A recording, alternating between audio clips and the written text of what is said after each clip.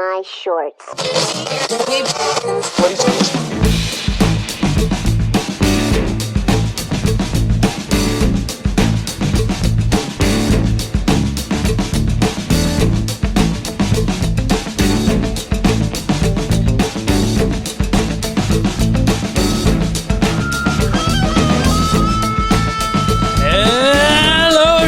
Welcome to the Dave Lee Down Under podcast. I'm, of course, your host, Dave Lee. Almost missed my cue today. And I forgot to unmute you again. What'd you say? I said I'm not. You're not. No, you're not. I am Dave Lee. And this is the Dave Lee Down Under podcast. We forgot to clip them, did we? Clip them? That'll be right. No. We forgot to clip the... It's funny because before we got on here, I was thinking... These cables look messier than normal today. I was thinking, what's going on? We didn't clip them down. That'll be fine. It'll be fine. It'll be fine. Right. It'll be fine. Anyway, of course, you can join us on the podcast every single Monday. Goes out every Monday on all the major podcasting platforms, including Apple, Spotify, Google, Amazon, Audible. Tried to go off script a little bit there. Ballsed it up a bit. Always do when you do that. The visual element also goes out onto YouTube on the exact same day on the Monday. But if you're a Patreon supporter, you can get 2-day early access on the Saturday. Nice. So you can head over to patreon.com// Dave Lee Down Under. What's that cost? That's not a double / it's just one. Just one sports. Not Dave Lee Down, not podcast. Patreon.com. Fucking hell. Patreon.com / Dave Lee Down Under. It costs as little as $1 a month. Cheap ass. Yeah, you can pay as much as you like, though. Alicia always says you're cheap. Yeah, I know. I hear it every week. I'll keep From reminding you every time. She wants me to remind you every day. I bet she does. I just do it every week. Yeah, thanks. You can find me on YouTube over at Dave Lee Down Under, on Twitter, Instagram, why did I say LinkedIn? I was going to say Letterboxd. On Letterboxd. YouTube. Fucking hell, what's going on with me today? YouTube, Twitter, Instagram, Letterboxd. You can find me on all of those things. Links in the description below. Crikey. It's not like you've been busy and you're tongue-tied. No, I know. I'm not even tired or anything. I've had like maybe that's it. I got lazy this week. I'm just lazing. If you want to write into the show, you can shoot an email to daveleepod@gmail.com. I finally got around to replying to all those messages that come in like 3 weeks ago. Did you? Yeah, I did. Cool. I thought I better do it. Yeah, that's good. I better do it. So I did it yesterday. So if anyone sent me a lovely long email, you've got a reply sitting in your inbox. There you go. And it wasn't me. I didn't reply to him. No, it was me. You did it. It was me, yeah. If you're listening on podcast platforms, you can leave a review, please, and a rating. Only good ones. Only the good ones. It helps. Don't like bad ones. Don't like the bad ones. We got a bad one a few weeks back, didn't we? Yeah. What was it? 4.5 or something? Well, no, I don't know what it was, but it's taken the score down to 4.9 out of 5. Never get 5 back again. That's it. I know. Done. Devastating. You had another one during the week, didn't you? I got 4.5? one. No, I got a good rating during the week. It must have been a 5 because it hasn't gone down, hasn't gone up. Must be. So that's it. Oh, we did it. Yeah. Talked all the way through that. Yeah, beautiful. Awesome. It's been a good week. Has been a good week. Yeah. I've been lazy all week. You've been lazy. You haven't been doing anything. No. All my work was supposed to be outdoors this week, and we've had crap weather, so haven't been able to get out and do any of it. So hopefully next week. You did a little work in the house yesterday. Oh.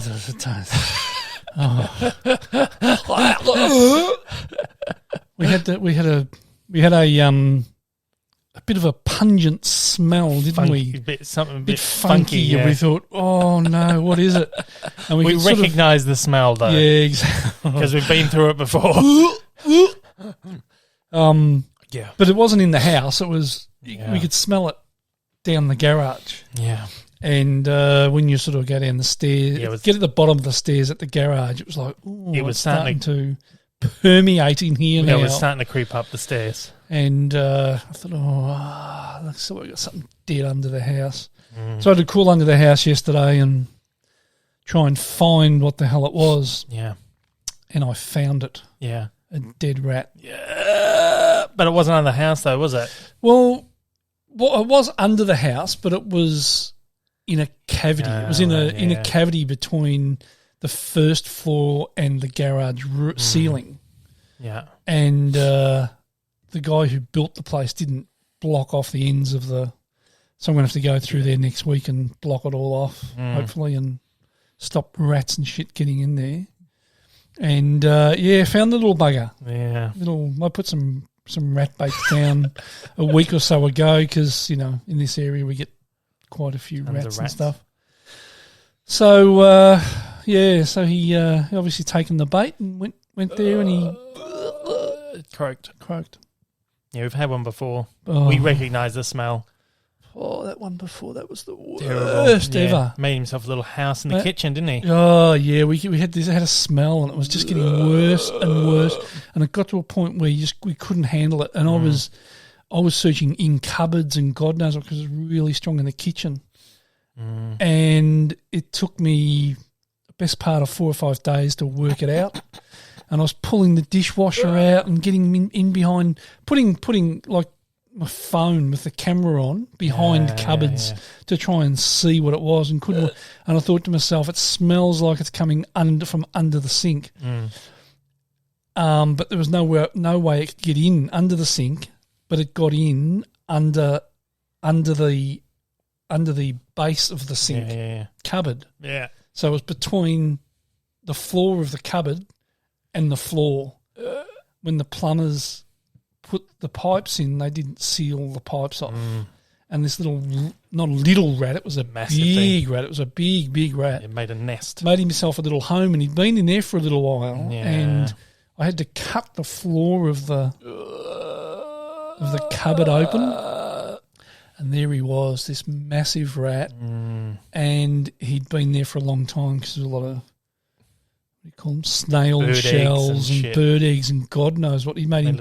So the hole underneath the floor was his home. And when I opened it, the smell, oh my God.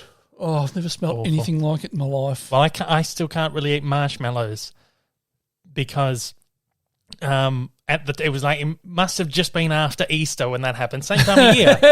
And there was like a bunny. I had like a marshmallow bunny rabbit. Oh, God. And I remember eating the marshmallow, standing in that kitchen, smelling whatever, before we discovered it and thinking it's very pungent. And I remember thinking maybe it was the marshmallow. But every time I go and eat marshmallow now, I think of that awful rat smell. So as soon as we smelled it down in the garage the other day, it was like, I know this smell. Yeah, it was just revolting. Awful. Terrible. Well, we were lucky it was just a rat because we thought it could have been a possum or like a fox. Because we have foxes in the area too. Yeah, we thought maybe it's a fox. Well, I've seen one 2 or 3 times recently, just hanging around. We got a big blue-tongued lizard living under the house somewhere. I thought it might have been him. And so that was a bit of fun. Luckily, it was just a dirty little rat. Just a little rat. But every time somebody talks about having rats in the house or rats in the yard or something, I smell it. Yeah. And I try to reach it. Very recognisable. Just thinking about it now, it's like the smell that doesn't leave you.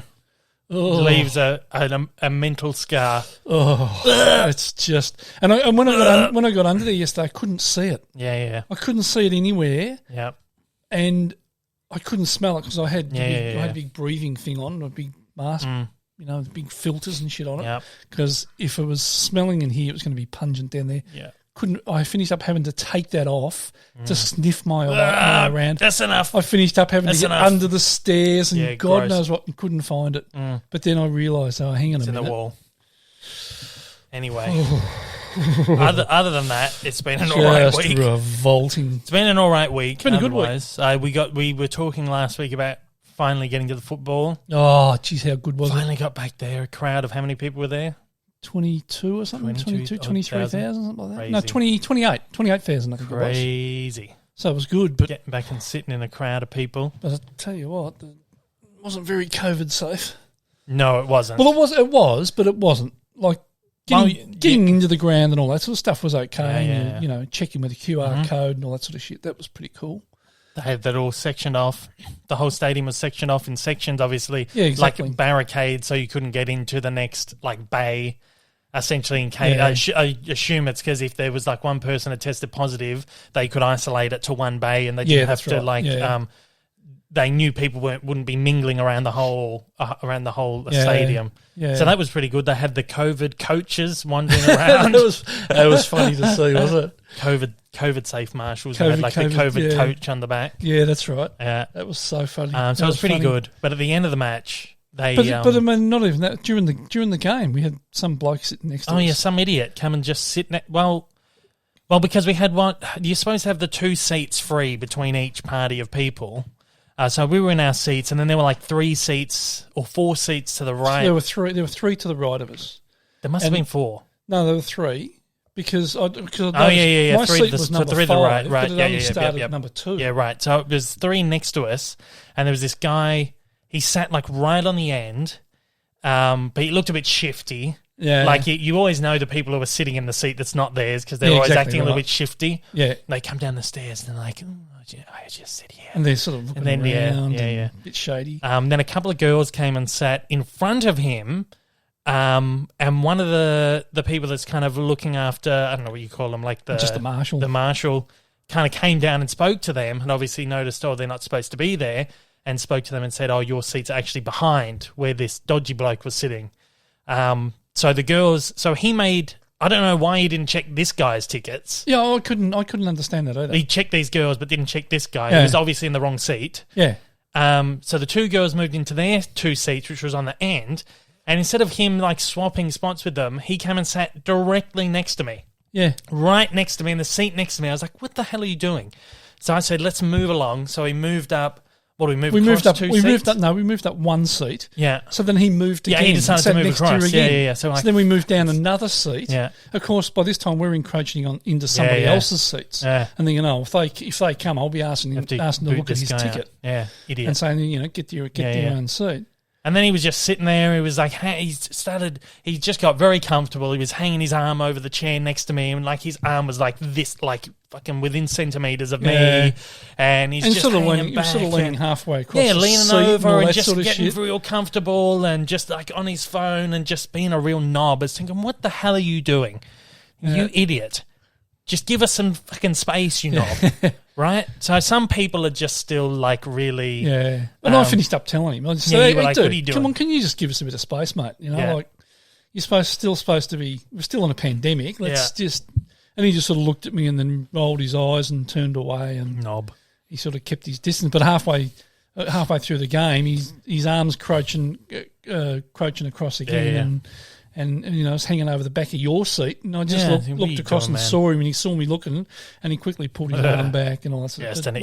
What a knob. But coming out was the worst. Yeah. Well, because they closed all the gates bar, 1 or 2 gates they left open? For our section, there was only 1 gate open. Instead of throwing them all open and letting people get out of the place... They had everybody funneling down into one thousands exit. of people. We're probably talking 8,000 to 10,000, probably 10,000 people.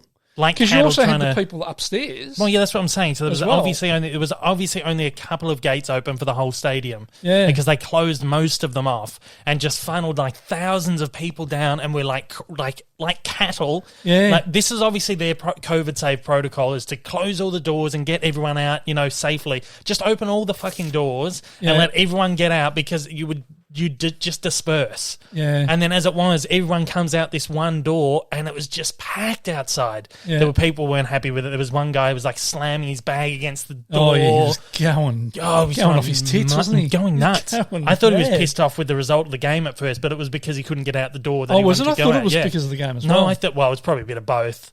He's probably a bit fired up because of the result of the game. Yeah. But then I think he was pissed off because he started yelling at people to move. I want to get out. I want to get out. So he's like slamming this, obviously his backpack up against the walls. Obviously trying to smash one of the glass doors or something. Who knows? I don't know. But and there was a couple of older blokes. Yeah, I say older blokes. They were older than me. Yeah, grumpy old men they were. Yeah. They've just gone to walk towards one of the exits that were locked. And barricaded off. Yeah, and one of the security guards. Oh no, you can't go through there. And they said, I'm going through here. I'm going out that way, and you're not going to be able to stop me. Yeah, it was really funny. He did, and he did. Him and another guy did. They went out that way. Yeah, don't blame them. Yeah, no, exactly right. They should have just had it all open. Let everybody get out of the place. Yeah. And here we are. We're walking shoulder to shoulder, back, front to back. within inches of people. Yeah. I mean, we've got 0 cases at the moment. Yeah, exactly in right. the So public. the risk was minimal. Yeah, but it's still you got to take precautions with it all because we've seen how quick it is to just spark. If there's one person in that crowd that has it, exactly, and it's undetected, and then fucking you've got a massive problem on your hands. Yeah. They've cordoned off the whole stadium for the whole game and gone that far. Yeah, fucking crazy, man. Yeah, it's nuts. Coming from where we were, a few 3 months ago. Yeah, exactly right. Just got we don't need to go back there again, and that was the issue, So you're still a little bit gun shy, but I mean, although the risk is minimal now because we have no cases. Do we have no cases today? I don't think so. We've eradicated it. Yeah, well, there's no cases in the community at all. And it's been 28 days, I think. Yeah, I think so. I think they say 28 days and it's... eradication. Yeah. Well, touch wood. Yeah, exactly right. So... because we see how quickly it goes balls up. Oh, yeah. Did it go balls up quickly? Oh, God.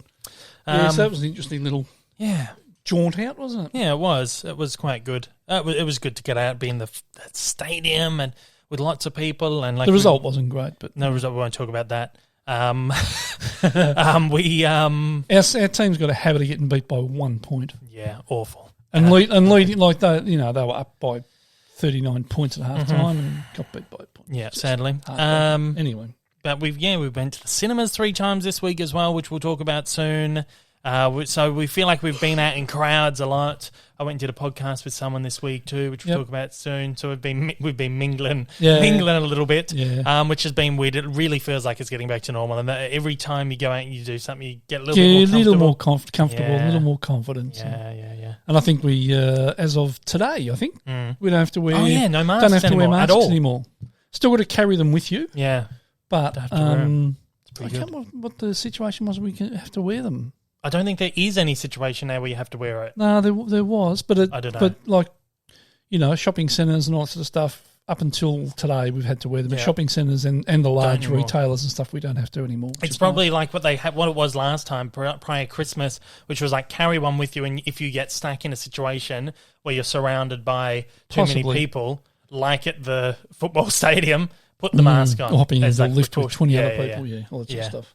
I don't know. We'll have to have a look into it so we can be COVID safe. But the vaccine's rolling out across America. A lot of people that I follow on Twitter and whatever, friends of mine and stuff, they're all getting their vaccines, which is great. Same with the UK. It's rolling out over there. My girlfriend's parents have both got the vaccine. They've been vaccinated, and it's starting to work its way around into the younger sort of demographics and stuff. So that's good. Things are looking up, which is good. Hopefully, started here on Monday, didn't it? Yeah. Well, it started a week or two ago, but that was all the frontline workers and the most vulnerable. Yeah, so it's now it's all the elderly and stuff. It's all looking up, so which is nice. It's just very nice. A long way, still a long way to go, but the world's slowly getting back to normal a little bit. Still going to be another 12 months or so, I reckon. Yeah, I reckon. Definitely, world's not going to get back to normal. Or travelling. Straight away. Geez, when are we going to be able to travel? Be ages, Yeah, like proper worldwide travel. Yeah, nuts. Well, what they were talking about a couple of weeks ago that you won't. They reckon 2024 or something before you'll be able to just go anywhere. Well, yeah, it's like places that are safe you're going to be able to travel to probably within the next 12 months. But they reckon 100% of the world, you're not going to be able to. There's still going to be certain places where you're not going to be able to travel for another 4 or 5 years or something, depending on what their situation is. Crazy thing. One thing that did get back to normal for us this week, you had another run-in with I don't know, it was a courier. I didn't have a run-in with him. He just those who have been listening or watching or whatever.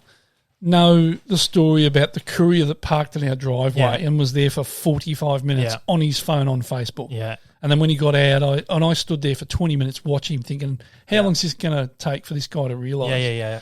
And he eventually got out and he said, so he was really funny. Yeah. And then he left his van there and went to someone else's delivered house. To the house next door. So that was last year. And then yesterday... Get your bingo cards ready if you're playing out there. Oldmaterick.com to get your Dave Lee Down Under bingo card. So I was in the front room and I heard a van door open. Yeah. and slide shut, and I thought, must be a courier dropping something off. Yeah. So I got up to have a look, and it was a white van, and he got out the van, he started walking towards the front door, then turned away and then stopped and then looked at his phone, then came back and then went back to his car, and then he came back towards the front door, and I thought, oh my God. So I went out the front, and I just said, oh, you right, mate? And he said, he's looked at his phone. He said, I'm after number. And I said, no, that's next door. Yeah. And he's gone, oh, okay. So he's given me his business card, and then and he said, I'll give you my business card. So he's giving me my business card, and it turns out the guy was a tiler. And the people next door were wanting to get some tiling done. Yeah. So they've got this guy in, and then he's gone back to his van and closed the door, walked out, and then walked next door and just left his van there. Gosh. We weren't going anywhere, obviously. It didn't bother me. I just thought, people are incredible. They'll pull in somebody's driveway and just leave it there. Yeah. It was like there was a story years ago that there were there was a couple of cops, in fact, and it was a male and female, and they pulled up into someone's driveway and hopped in the back seat together. Oh, really? Yeah. Jeez. And the owner of the house dobbed them in. Oh my gosh. And they got sacked. They got sacked over it. Oh my gosh. So yeah, anybody will pull up into anybody's driveway and do anything. Yeah, unbelievable. But yeah, it was unbelievable. It was quite funny. Talking about couriers and stuff and parcels and shit. I've had a bit of an on and off relationship with Zavvi over the years. Bloody Zavvi. What have I done to you now? Well, I declared last year, I was like, that's it. I'm not ordering from it ever again, because every time I make like a bulk order, they send it out in individual pieces, and you either stuff arrives damaged or it doesn't arrive at all. You have to get replacements and shit. It takes fucking forever for their orders to arrive. So last year I said, that's it. I'm done. But occasionally you have to make an exception if there's something you want and it's the only place you can get it. Yeah. They do with the Criterion Blu-rays, which I collect, like the premium, whatever, boutique label, whatever the hell they call them, special edition discs and stuff. Yeah. They do them in the US, they do them in the UK. I collect the UK ones because they're region free. And they do like a buy two for, I think it's like, whatever it is. I think 22 for... I think it came to two. I think there was two for $35, but I'm trying to think of what like the equivalent was in pound. Must have been like two for £25 or something. £20, £20 maybe. I don't know, something like that. So they do this big deal, and they usually do it across Zavvi and HMV and Amazon. Of course, we can't order from HMV. And Amazon, the global store, whenever there's like a special on the other site or like a multi-buy deal or like % off or something, it never carries across to the global store. So literally my only option is to buy through Zavvi. And there's this huge list of... Christ. Usually what happens with the Criterion stuff is you'll get... They do like maybe 4 or 5 releases a month. And it's very, very rare that there's actually something that I want to get. But it takes 12 months... for those titles from the previous 12 months to go into the deal. So every year I will usually take advantage of the deal, and I'll get a couple of things here and there. When we could order directly from Amazon UK, I was able to do it through Amazon UK, but you can't anymore. You can only go. You have to go through the global store, which again doesn't offer that thing. So I was like, fuck, there's so many titles that I needed to get. There was probably like 7 or 8 released over the past 12 months that I wanted, and then... there's like 4 others that had been on my wish list for years because I've been doing these maybe 6-7 years, the UK versions. I thought, fuck, you know what? If I'm going to buy this lot that I want, I'm just going to order everything that's on my wish list and I'm done with it until next year, there's probably a handful more that I need to grab next year. So I thought, fuck it, I'm going to do it. I placed an order for like 12 of them, and half of them were in stock. Half of them were not in stock. Oh, here we go again. So I get the emails yesterday. Your Zavvi order has been dispatched.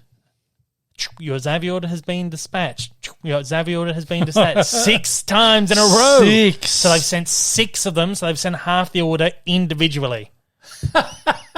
So now I'm waiting for them to get the rest of the stock and ship them all individually as well, probably. So here goes the waiting game again. I'll keep everyone updated. God. I know everyone was loving keeping updated last year with my Zavi progress. We'll see. I want to take bets down below. How many are arriving damaged and how many are not arriving at all? So how many in total were there? 10? 12. I was thinking, fuck, I don't want to order this many because I'm probably, something's going to go balls up with it. The stupid thing is they send everything out individually. Box them up and send them in one box. And they say, we can't do that. It's logistically... I've emailed them. Well, they're like, bullshit. There's probably a warehouse. They all come from the same warehouse. This is what I'm saying. This is what I mean, right? They're saying, what they said to me was like, the warehouse is so big. Of course, I'm fucking paraphrasing here, but it was essentially making it out to be like, the warehouse is so big that it's too inconvenient to be able to put them all in. Or was that, I don't know. Again, don't want to get in trouble for saying something that they didn't actually say. Paraphrasing here, but it was essentially like, it can't be done, right? That's just, I think the wording was something like, that's just the way it's done or something, right? So essentially I'm feeling like they're just too lazy to box them all up. And look, they're all part of the same collection, Criterion discs. I guarantee they're in the same spot in the warehouse. Oh, for sure. It's not like this guy has to go over there and then go over there and then go over there and then bundle them all up into a box. They're all together. Oh, you'd think so. All from the same supply. They'll be in the same section. Area. Well, I worked at HMV. I worked at FOP. Yeah. I know it's not a warehouse, but we would keep all the stuff from the same distributors in the same area. Yeah. So if you wanted the Criterion stuff, it would be in one section. I guarantee it would be the same in the warehouse. Oh, for sure. It would have to be. They'd be getting stuff from so many different suppliers. Yeah. So what I mean is like out in the stock room, so where we kept all the stock. Because you're not going to have somebody there going... one full cruise nest that goes down there with all the O's, and this one. No, it'll be because even in store, alphabetical. Even in store, if you go into HMV, you'll have all like the Criterions there, you'll have the arrows there, you'll have whatever else, and then in the stock rooms, it's kept the same, so you know where to go. I guarantee it would be like that in the warehouse. Oh, for sure. You would have all that out the back. But the funny thing is, they all go out at the same time, so they've parceled them all up, put them all on the conveyor belt together, and they've all gone out individually. Just put them in a single box. Put them in one box. And you would negate any damage because they've gone into a box, not in just a crappy little satchel bag. Yeah. I get discs fucking warped and everything from there. And I said, the only reason I order from them is because I have no option. Yeah. There's no other way I can get these. No, I wouldn't be doing it either if I didn't have to. So... Sadly, that's my... we've ranted about this before, but it's just like, why do you keep doing it? And I know other people, multiple people have written to me, people that I even... Like, friends of mine, we chat, and they're like, I've just ordered a Zavi order. Oh, look, I just got this. This came bent. Oh, they've sent like 6 out individually. Same thing. So it's like this widespread thing, and everyone knows about it. It's like, what are you doing? Just put them in a box and send them out. Because they've all gone through it once. Surely it's not cheaper for them to send them individually. Oh, no, exactly right. It would be more expensive. Well, they have a flat rate shipping. No matter how much you order, it comes to like $8. It's like an $8 flat rate. You can add as many. And that's partly why I was like, I'm just going to add everything to the order so I don't have to keep paying shipping. So it's a flat rate shipping. And then they send out 12 parcels, guaranteed they're out of pocket from that. God. And then however many you need to get sent back out because they've been damaged or they never arrived or they'd be... It's mad. It's a mad way to do it. If I was running, I'd be saying, just fucking box it up. Yeah, exactly. Send it out in one parcel. So especially when I get like 6 emails in a row, they've all come at the exact same time. So they've all gone through the system at the same time. Yeah. They've all been sitting in the same box in the warehouse and pulled them all out of the same box and thought, let's send that one off and that one off and that one off. What a joke. I know. So it'll be interesting to see what you get. Yeah, it'll be interesting. How long it takes. Again, take your bets. What doesn't come. Take your bets. What doesn't come. How much comes damaged. Yeah, how long it takes. Yeah. This is... Because sometimes the Zavi stuff comes really quick, and other times it comes 3 months. Yeah, exactly right. Sometimes you can have it within like a week, and then other times you're waiting ages. This is not just my experience from one order. I've been ordering from Zavi for a long time, and these are recurrent issues with them. Yeah. And again, people that I speak to as well, I do have the exact same issues as well. It's a disaster zone. But I tell you what was really good, JB Hi-Fi. They got I pre-ordered an album through them, the latest Lana Del Rey album. We should be getting paid by JB. I know. Talking about how good they are. I know, exactly right. And the amount of money we've spent at JB. I know. Oh, where's the loyalty program? Afloat. Where's the loyalty program, I reckon? Come on, JB, where's the loyalty program? Go for it. Come on, where's the sponsorship? So I ordered a record. I ordered the new Lana Del Rey album. They did like an exclusive version. I ordered it months ago. And they sent it out the morning before release, and it was on the front doorstep by 9 a.m. Wow. Yeah. So you got a day of release. I got day of release at 9 a.m. How good's that? Like the time the store would have opened. Oh, how good's that? Pretty good. Very, very good Awesome. service. I think that's the only time I've ever pre-ordered anything from JB. Oh, really? Yeah. And when you pre-order online, you don't have the option to do a store pickup. We've it's done like online. Have we pre-ordered a game? Maybe? I don't think so, because it would have been Well, delivered. no, I've just gone into store and bought Yeah, it you gone in the store. morning of. Because like I said, the only way you can pre-order is home delivery. And you have to pay like $6 shipping. But for this record, I was like, I'm just going to pre-order it, because the last time Lana Del Rey buy all of her special edition ones, the last time she did a special edition one, it sold out within a few minutes. Oh, God. So I was like, I'm just going to buy this one straight away. Yeah. Probably not a few minutes, but by the time I checked back later that afternoon. And what does Frankie say? By the time when you see it. The time to buy it is when you see it. Yeah, there you go. I'll tell you someone else who fucked me over, though, this week. Oh. YouTube. My employers. Oh, yeah. Well, what have I done? Well, I've put I've put my Cartoon Evolution up. Well, not Cartoon Evolution, my Pop Culture Evolution debut Superman episode, and it's really performed really badly compared to my other evolutions. And I was kind of like, well, what's going on? Usually, I would judge. If I dump a Cartoon Evolution or an Evolution video, whatever. The way for me to judge whether it's going to be a good performing video is that if I've woken up in the morning and it's got more than 7,000 views, that's what I've noticed as like trends. If it's hit about 7,000 views in like that 5 or 6 hours that I've been asleep, it's going to be a good mover, and it's probably going to hit like 100,000 views pretty quickly. This video had just over 1,000 views by the time I'd woken up, and it's just crawled over like 10,000 like a week later, just a bit over a week later. Yep. So it's going really slowly. And I was like, well, could be numerous reasons. Could be because it's a long one. It was like 55 minutes long, which is like only 10 minutes longer than my previous longest one. So I didn't think length was a huge issue, but it could have been. I could have thought, well, maybe people weren't interested in pop culture evolution. Maybe they just want cartoon characters. Maybe it's the character. Maybe could be people the character. don't like Superman anymore. Exactly right. It could have knows? been, or people are just bored of the evolutions. Could have been anything. I put out a poll, and I had hundreds of comments on there. A majority of them saying the algorithm didn't recommend it to me. It didn't appear in my recommendations. And these are people who subscribe. These are subscribers, yeah. And some of them are people who've clicked the bell icon. Fuck me. And they're saying, I didn't get a notification. It didn't appear on my homepage. Didn't appear in my recommends. I didn't know it was out. It's been out for a week. Some people are like, I would have watched it 3 times by now. My God. So I looked it up, and apparently this is a very common thing. I hear a lot of people actually talking about this, but this is the first time I've experienced it. But I hear other creators, even like quite big creators, talk about how their subscribers don't get their recommendations for some reason. And so this is the first time I've experienced it where people are like, I just didn't get notified. I didn't know it was out. But it's with 80,000 people following you, you can't individually like reach out to everyone and be like, the video's out. And you can't expect absolutely everyone to be following you on social media or even seeing your posts on the community board or anything like that. So it's most people, the vast percentage of people will have to rely on that notification to come through or the recommend or anything. So that video it's still moving though. Some of them, like if a video completely dies off, it just stops moving. But this is still moving at a not decent speed, but it's moving. It's chugging along, which tells me it's probably going to be a slow mover. It'll probably get views over time. Yeah. There have been cases in the past where I've dropped videos that have underperformed at first, not this badly. Yeah. But they have underperformed at first and then got big views later down the line when they become more relevant, or just for something happens in the algorithm where it goes, I'll recommend this now. So the Scooby-Doo one I did was like one of the first Cartoon Evolutions I ever did that underperformed when I uploaded it. That's like my 6th most viewed video now. So who knows what's going to happen with Superman. It could just chug along and get the views over time.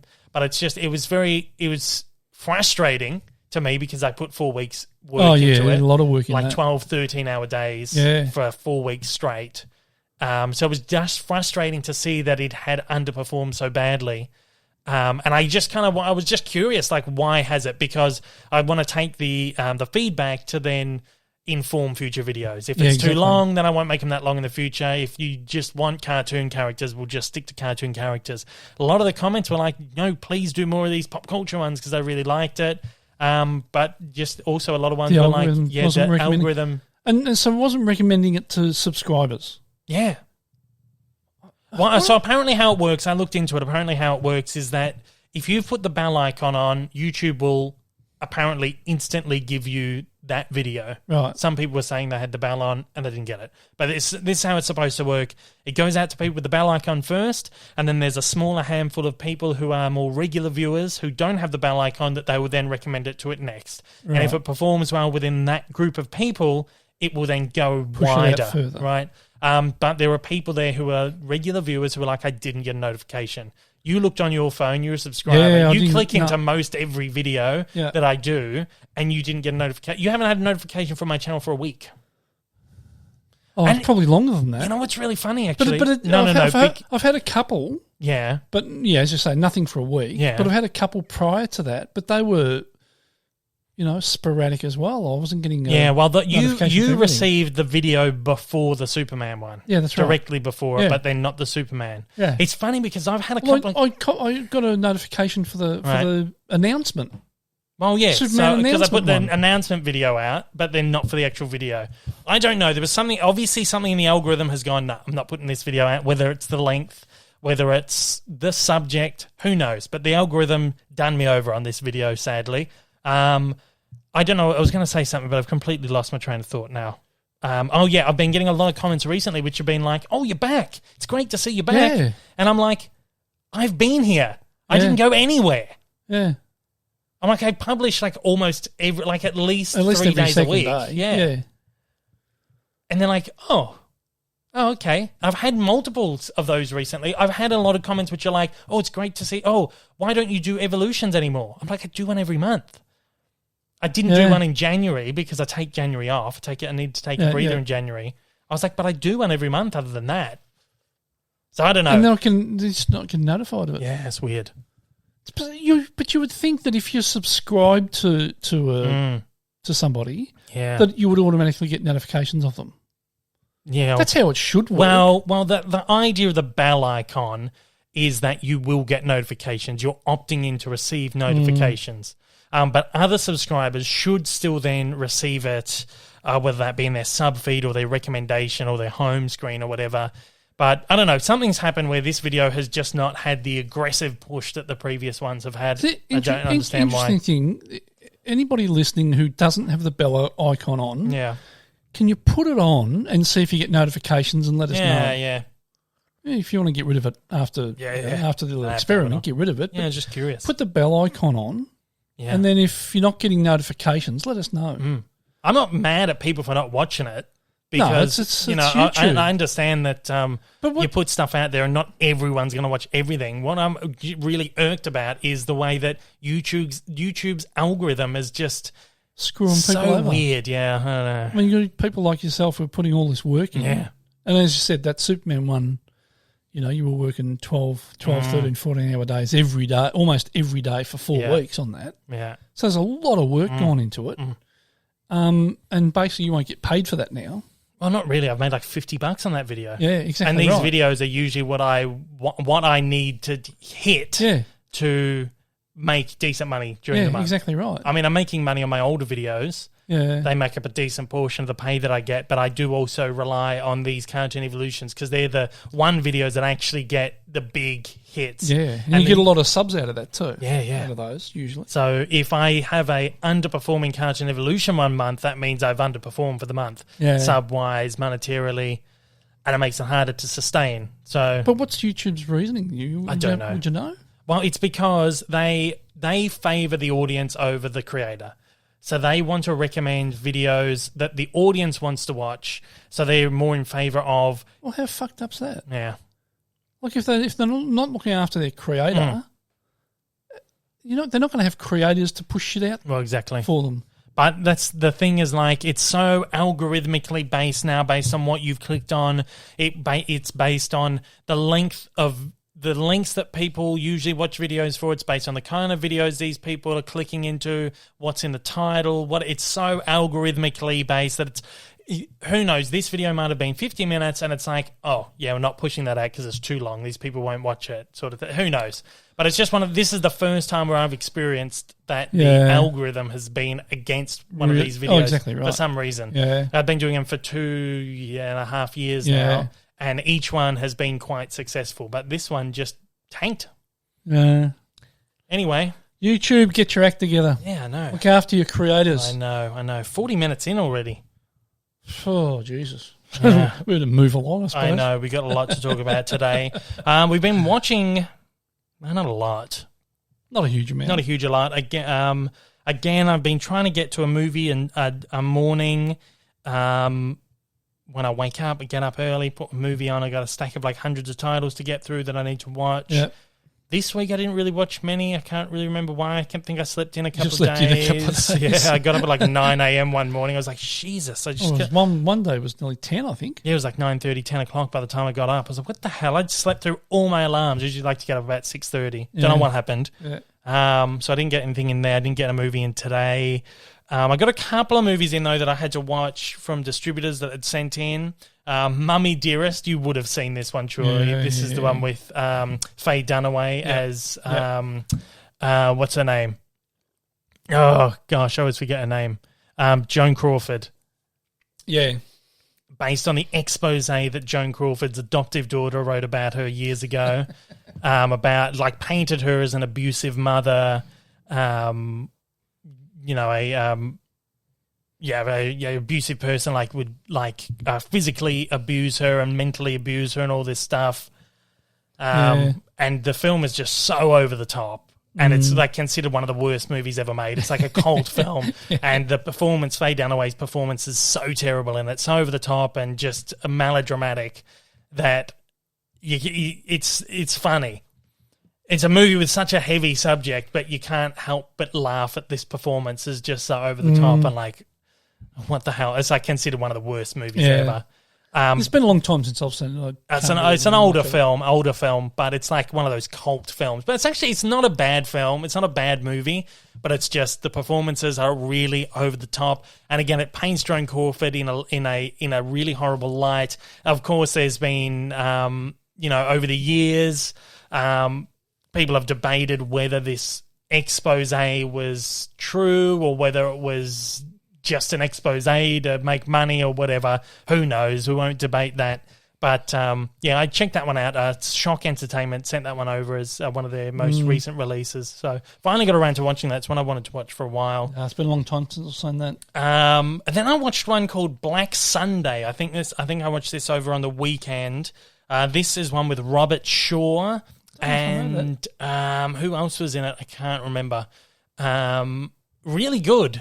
The film from like the 1970s, I think 1977. It's got a score by John Williams. It's about this terrorist group, the Black September terrorist group, who takes over the Goodyear blimp over the Super Bowl game and try to blow it up. Oh, yeah, vaguely. It's about 2.5 hours. The first hour is like really, it's quite sluggish. It's like really really political. It's like a political thriller, slow-boiling political thriller. But in the last hour and a half of the movie is just like full-on thriller, action, and just really quite suspenseful and gripping. I thought it was a really, really terrific film. I really loved it. Like I say, it's been released by my friends over at Vision Entertainment as part of their imprint range. So it's on Blu-ray at the moment. Really good movie. I'm just looking on IMDb here. Yeah, I do. Who else is in that? Remember. Robert Shaw and Bruce Dern. Bruce Dern. Yeah. Very good film. I loved it. Again, you got to get through that first hour or so. And John Williams, one of John Williams' earlier scores, 77, wasn't it? 77. Yeah, so it's the same year as Star Wars. So prolific, that man. Yeah. The scores that he did just in like a 5-year period. Absolutely insane. We got through the Mighty Ducks films as well, 1, 2, and 3, in preparation for the... Yeah, it was good fun. It was good fun. We watched one an evening, like Friday, Saturday, Sunday, because the new Disney Plus series is coming out. Came out last Friday. Yep, that's right. We record on a Friday. So it's coming out tonight at the time we're recording this, but by the time you hear this, it's the first episode's already out. Yep. We've seen the first 3. Yep. So we watched the 3 films in the lead up. They're movies that people are going to ask, how did you see 3 of them? I get that all the time. That's what I said. I get that comment on all my reviews. It's like, how have you seen it early? I'm like, it's my job. It's what I do. Yeah, what do you expect? Get screeners from the... People don't understand how screeners or screenings and stuff work for journalists. One guy said to me, he was like, how did you... When we went to see Raya and The Last Dragon in the cinemas, he was like, how did you get to see it early? I was like, I'm accredited media, so I got an invite. And the guy was like, oh, but I thought that was only for if you work for a newspaper. I think you had somebody asking you to bloody upload something. Yeah, someone said, because it was a photo of Tom and Jerry in the cinema. Right. You could see the seats, you could see the screen. Welcome to the Melbourne premiere of Tom and Jerry. And someone says, can you make the premiere on YouTube? I said, no. I said, the premiere was in a cinema today. That's the picture that you're seeing. And I cannot upload a movie to YouTube. No. I get some weird stuff. Yeah. We watched the 3 Mighty Ducks films. As a kid of the 90s, you would have thought it was something that I would have grown up with. I don't ever really remember watching them. Yeah, but I remember you watching them. I'm sure I've seen them, but I don't really remember them. There were bits and pieces I remembered. The first film where they're practicing with the eggs. Yeah. I really remember that. I know Nan had the videotapes of them. Your mother had the VHS tapes of all 3 of them. I can picture them. So I definitely watched them at some point, but I really didn't remember much of them at all. For some reason, they weren't ones that stuck with me. Well, I watched them a couple of times, and there wasn't a lot about them that I remember either. Not that I remember. I can watch something tomorrow. Tonight and not remember tomorrow. But they were good fun. And then we watched the 3 episodes. Which I thought were really good. Yeah. It was good fun. I gave it 4 stars. Oh. But that's only for the first 3. That's only based on the first 3. As I said in my review, this show could fall to garbage. Yeah, it could. You never know. I don't think so with the direction it's going. But it's very similar to the movies. Yeah. But it's an updated version of them, which is really nice. And you get to see a lot more of, what's the character's name? Gordon Bombay. Coach Bombay, yeah. So you get to find out more about why he dropped out. Yeah. It really dives into the character. Really, I thought it was really good. But it takes that. It takes the formula of particularly that first movie where he's down and out of his luck and gets forced into coaching a hockey team. Yeah, really. that's right. So it's the same story. But it's what they do now. What they do nowadays when they reboot something, they take the old story. It's a sequel, but they take the old formula to reboot it for a new audience, which you totally understand. They did that with Star Wars, and they've done it, with whatever else. But it works really well. Like you said, it delves into the character a bit more. You learn more about the character, and it's a bit darker than the films, a bit more mature. Yeah, there's a lot of comedy still there, but it's not over the top 90s really cheesy. No, that's right. Cornball comedy. Yeah. It's quite good. It really worked. It really worked for me. I think it was actually better than the films. I enjoyed it. Yeah, I think if you're a fan of the movies, like a long-time fan of the movies, it probably won't top it for you. Oh, I don't know. I don't know. Maybe. I don't think that I know that if I was I'd watch the Mighty Ducks constantly, as a super fan, I'd probably look at it and go, I like it, but I don't like it as much as the movie. But as someone who's got that disconnect, I'm like, I think I enjoyed that more than the films. But I'd be keen to hear what people think about that. I was actually quite impressed by that. I wasn't too sure what to expect. Yeah. But of course, Emilio Estevez is back as Gordon Bombay. You've got Lauren Graham in there as well. That was a good series. I really enjoyed that. We really have to wait. Well, they're dropping one episode a week, are they? I think. Oh, so we're going to wait 3 weeks. Yeah, I know. Get another one Friday nights. 4, 5, 6. So it'll probably go up about the same time as Falcon and the Winter Soldier. Ooh. Yeah, that's tonight. It was on Friday. On Friday, yeah. It was a good one. Episode 2, yeah. Yeah, it was good. Episode 1 was good. Episode 1 was terrific. I was going to talk about this, yeah. Really liked it. I jumped the gun. You jumped the gun? I jumped the gun to begin with because we're going to talk about TV after we've done all the movies. Oh, but right, okay. I started talking about Mighty Ducks a little early. So we can segue into the Falcon and the Winter Soldier and then segue back to the movies. Yeah, might as well. Yeah, because it's very cinematic anyway, The Falcon and the Winter Oh, Soldier. very much so. I isn't it? imagine you've enjoyed this more so than you did WandaVision straight off the bat. Yeah. Well, I enjoyed WandaVision as an ensemble, as a complete piece. But it was harder for you to get into the first 3 or 4 episodes were like, I don't know if I can deal with this. Yeah. The length, the runtime of these episodes, much better. Much better. You've got like 55 minutes or however long it was. Yeah. So much better. It doesn't. What I found every week with WandaVision was that it just abruptly ends. And that's one thing I hated about it. No, it's like, it's done already. And it was almost incomplete. That episode was incomplete. Yeah, because I feel like because they're so cinematic, you feel like you're watching a film. Yeah. And then when it cuts off, it's like a shock to the system. But the whole idea of those was to sort of run at the same length as an old sitcom. Yeah. So as that went on, they did get get longer. But I think Falcon and the Winter Soldier was, I could be wrong, but I think the runtime of the first episode was longer than any of the WandaVision episodes. Right, okay. And I felt like by the time it ended, you were like, that's fine. Yeah, I'll wait until next week. It wasn't like a shock, like, please stand by or whatever used to come up on WandaVision. It was like, oh, that felt good. Here for 50 minutes or 45 or however it is, including credits. It's like a nice length. Yeah, that was good. And the production values of it are insane as well. Oh, yeah. And it helps to know the characters really well too. Oh, yeah. Because we've had those characters around for a long time, years. Yeah. So that was nice. It feels more in line with the films because very much so. It feels like you can follow the story a little easier. Yeah. That first scene where he jumps out of the plane and he's flying through the canyon, wasn't it? Yeah, awesome. That was insane. So good. Yeah. So we've got 6 episodes. It's a 6-episode series. So WandaVision was 8 or how many was that? 9 episodes. WandaVision. But they reckon because these episodes are longer and those ones were shorter, it'll still be the same length. So the series will be the same length in total, which is like 6 hours or something. Right. But you're just going to get longer episodes and less episodes. Right. I'm looking forward to see where it goes tonight, or it went last Friday. Yeah. Really loved it. Forward to it. Really, really liked it.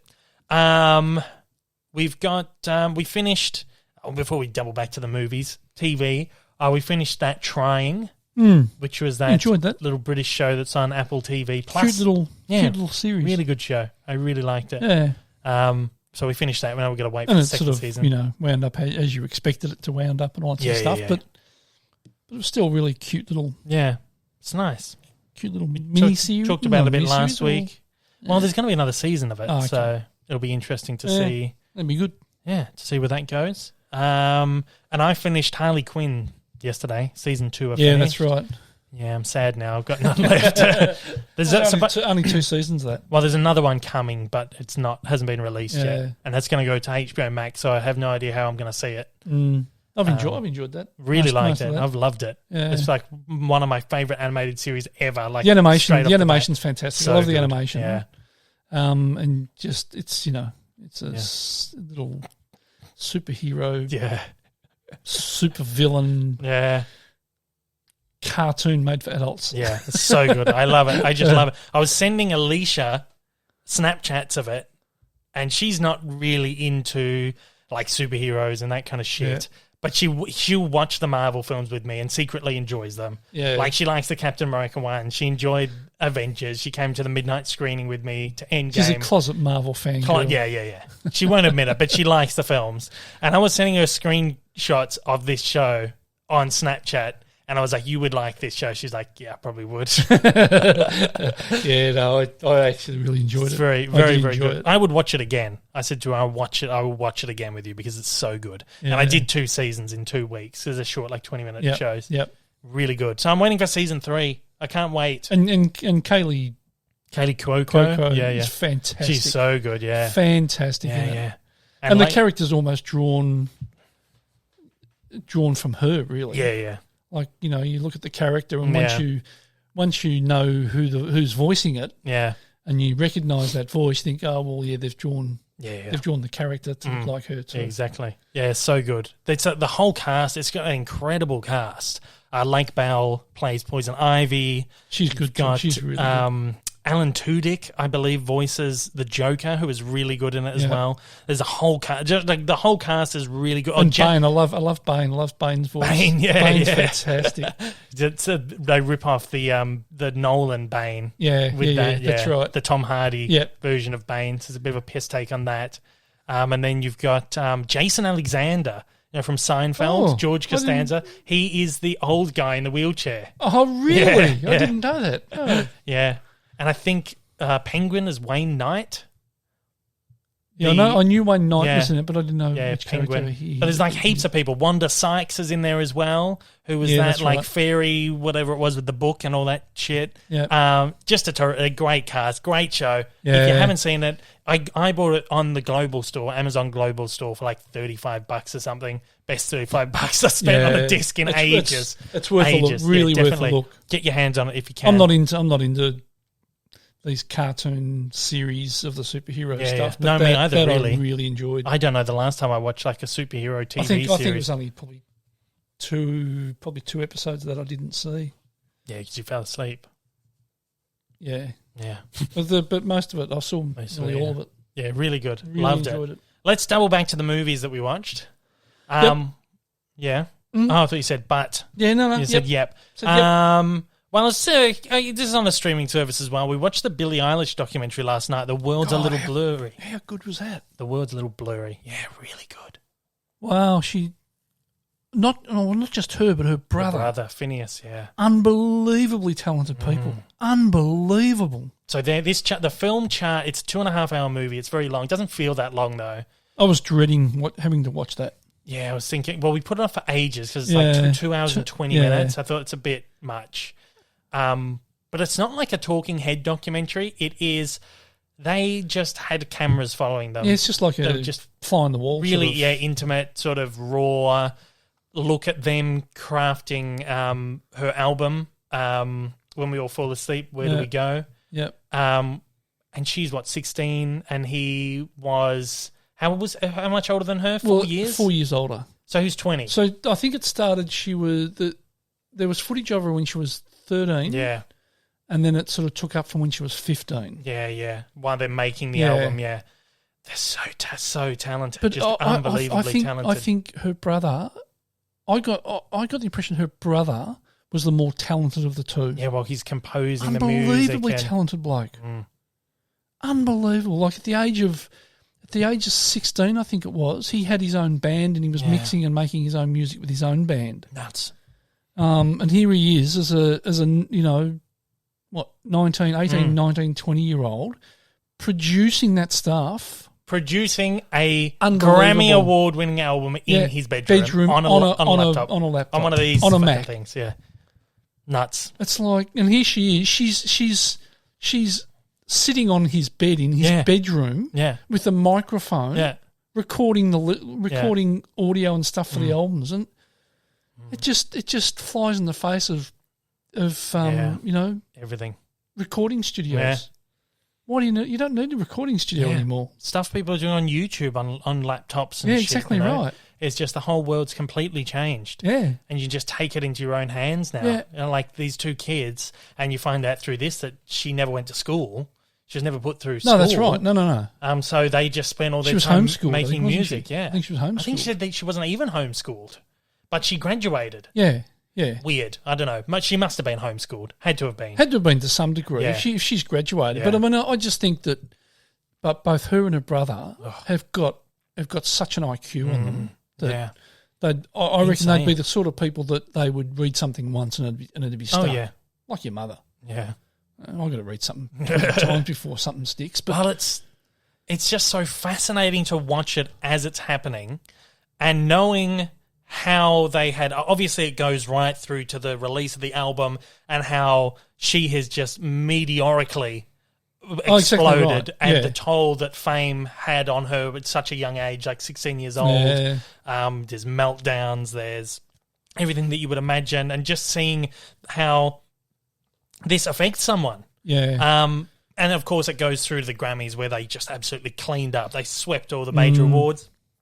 But knowing as you're watching it how it ends, because you've seen it on whatever, is just like really fascinating. And just the way that they're right. She obviously has written the lyrics, and then he comes up with the melodies, and as they're writing it, and all the things that he goes, oh no, do it this way, do it this, maybe change that lyric, do this. I will mix this in and see how that sounds, and it's just like fucking hell, man. Yeah. It's like a 16-year-old, a 20-year-old, 15-year-old, and a 19-year-old making this making great Grammy Award-winning album. I'm sitting here like I'm 30. What have I done? I've got a podcast. Oh, exactly. But yeah, I was actually, as we were watching it, I'm thinking to myself, she's not the talented one. He's the talented one. She's incredibly talented as well, obviously. But and then she's got she's got that little notebook she has where she writes everything down, sketches and just incredible visual artist as well. But you see some of her drawings are just incredible, just really simple but beautiful. Doesn't even write the lyrics like traditionally, where it's just straight down the page. She's got the pages full of art, and then there's just lyrics kind of all scattered over around the place. It. Just crazy, man. And as she's recording, they're changing. She's changing. Oh, maybe if I say it this way, or maybe if I say this instead of this, or or he'll say, "Oh, you maybe say this," and she goes, "No, it works better. That it's cooler the other way." Yeah, that's right. And then them trying to push her to do music that's a little bit more, what was the word they used? Traditional? More, oh, geez, I use the word a lot too, which is like mainstream. more accessible. Accessible, mainstream music that's more accessible. And she's like, no, I don't want to do that. It's not me, that's right, yeah. Crazy. I thought it was fantastic. I've watched a lot of these documentaries about artists or creatives, whether it's singers or filmmakers or whatever. This was one of the best ones I've ever seen because it's just such a fly on the wall thing. Just to watch them in this creative process, I'm just mind blown. Well, it's not just that. I mean, you see a real personal side of it. You see that she suffers depression and what's that? What else has she got? Tourette's. Tourette's and which so I didn't know before. She's got Tourette's and she suffers depression. Yeah. And it's quite sad. And you've got to watch it to understand it. But she was suicidal and everything at one point in her life. Yeah. She was 15 years old, 16 years old.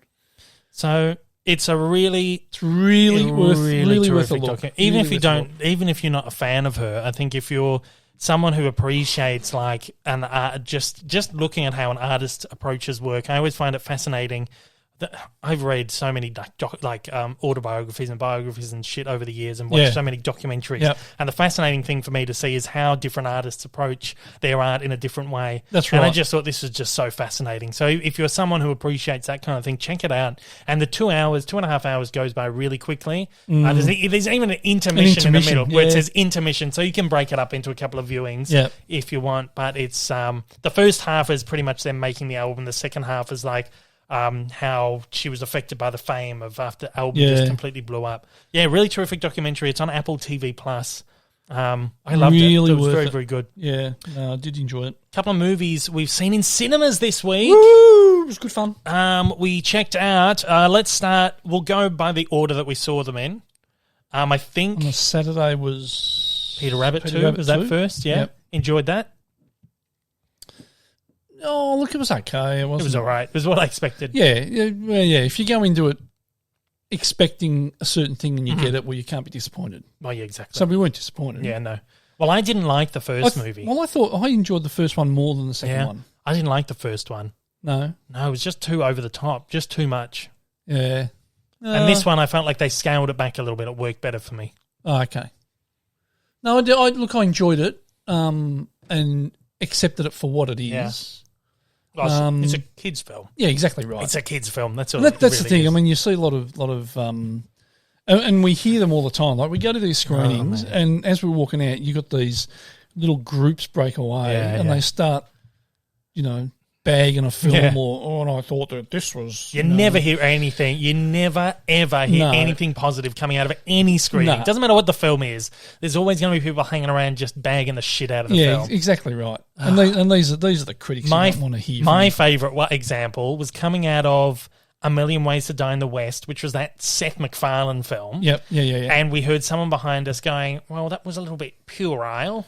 Well, what do you expect? What do you fucking expect? Seth MacFarlane. That's why we went in there to see. Exactly right. You go in to see that puerile. That's the kind of shit that you hear coming out of these things, and you think, oh my God. Oh, yeah. So yeah, you do have to watch a movie for what it is. Some and wanker. I don't know if you heard him when we were walking out. Yeah. This was in the next one, the one we saw on the Sunday. Yeah. Walking out, and he's talking about some. I think she was having an existential crisis, and I'm thinking, you wanker. Enjoy the film for what it is. It's a kids' film. Yeah, exactly right. You've got to look at it through the eyes of the audience it's intended for. Exactly so these wankers go into it looking through their own eyes and not through the eyes of a 10-year-old kid. Yeah, that's one thing. That's one thing that about film criticism that I can't stand. Just like film. I don't know. There's just like this whole like sub culture of critics, which is they just don't like anything, and they just have to be so pretentious about anything. You have to approach it like I go into this thing, and if it worked for the kind of film that it is, then it works. Yeah, that's right. So if I rate something like, not that I gave this 4 stars, but if I was to go and see a kids' movie and was like, I'm so good to give it 4 stars, doesn't mean it's as good as some other like superhero film that I've given 4 stars, or like some drama that I've given 4 stars. It means that you rate it based on the kind of film, the audience that it's made for. So I gave this 3.5. I thought that was like fairly. Yeah, it'd be about the same. Pretty good. The second one we saw was Tom and Jerry. So that was like very much the same thing. 3.5 for me. Same thing. It's a kids' film. You know what you're going in for. Yeah. If you get what you go in expecting, you can't be disappointed. So many people didn't like it, and I'm thinking it's because I mean, it's a movie for kids. And then I was speaking to someone, one of my friends, Tessa, who runs Mama's Geek. She's got 2 young girls, and she said they watched it like a dozen times. Yeah, that's right. And that's the audience. And what I think a lot of people went into it expecting was just Tom and Jerry running around for an hour and a half, smacking each other over the head with baseball bats and shit. Yeah. They're in it very little. Like, they're in it less than you would expect. Yeah. But the point I made in my review was that you can't translate that formula from those 7-minute Tom and Jerry shorts of them chasing each other around a house, smacking each other with baseball bats for an hour and a half. No, exactly right. You have to throw in the human characters. You have to have some story. And then you have like brief 5-6 minute segments where they run around smacking each other in the face with irons and stuff like that. And then you get the human stuff.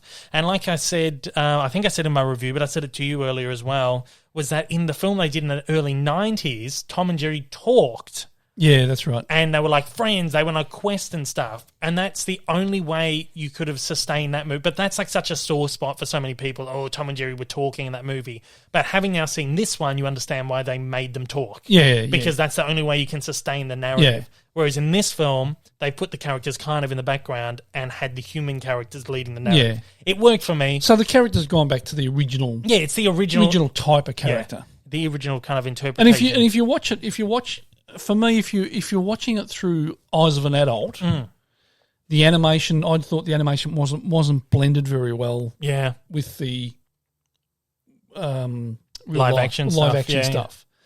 But a kid's not going to notice. A kid's just going to enjoy it for what it is. Well, they went with that kind of like hybrid animation, which is like the 3D and the traditional kind of blended together. A lot of people took issue to that. It was like either go all out on one or the other. So like with Space Jam, where they just had hand-drawn characters, but they were like shaded. Yep. Roger Rabbit did the same thing. Either do that or just do like 3D. Yeah. Either way, it's going to blend better. I thought it's okay, but it wasn't terrific animation on that. Not as good as Peter Rabbit. Now, Peter Rabbit's one that did go one direction, where it was like 3D characters. They're still a bit cartoony, but they're 3D. Like that work on the fur and everything is just fabulous. It was beautiful animation. Yeah. Loved it. That was gorgeous. But yeah, I mean the Tom and Jerry one looked like it was sort of almost looked like it was cell animation, just dropped over the top. Well, yeah, but it had 3D. It was the blend. Yeah. But with Space Jam, you had the two. Space Jam was just cell traditional animation, but it worked because they had shading. It's like what I'm trying to say is you go all out on one or the other.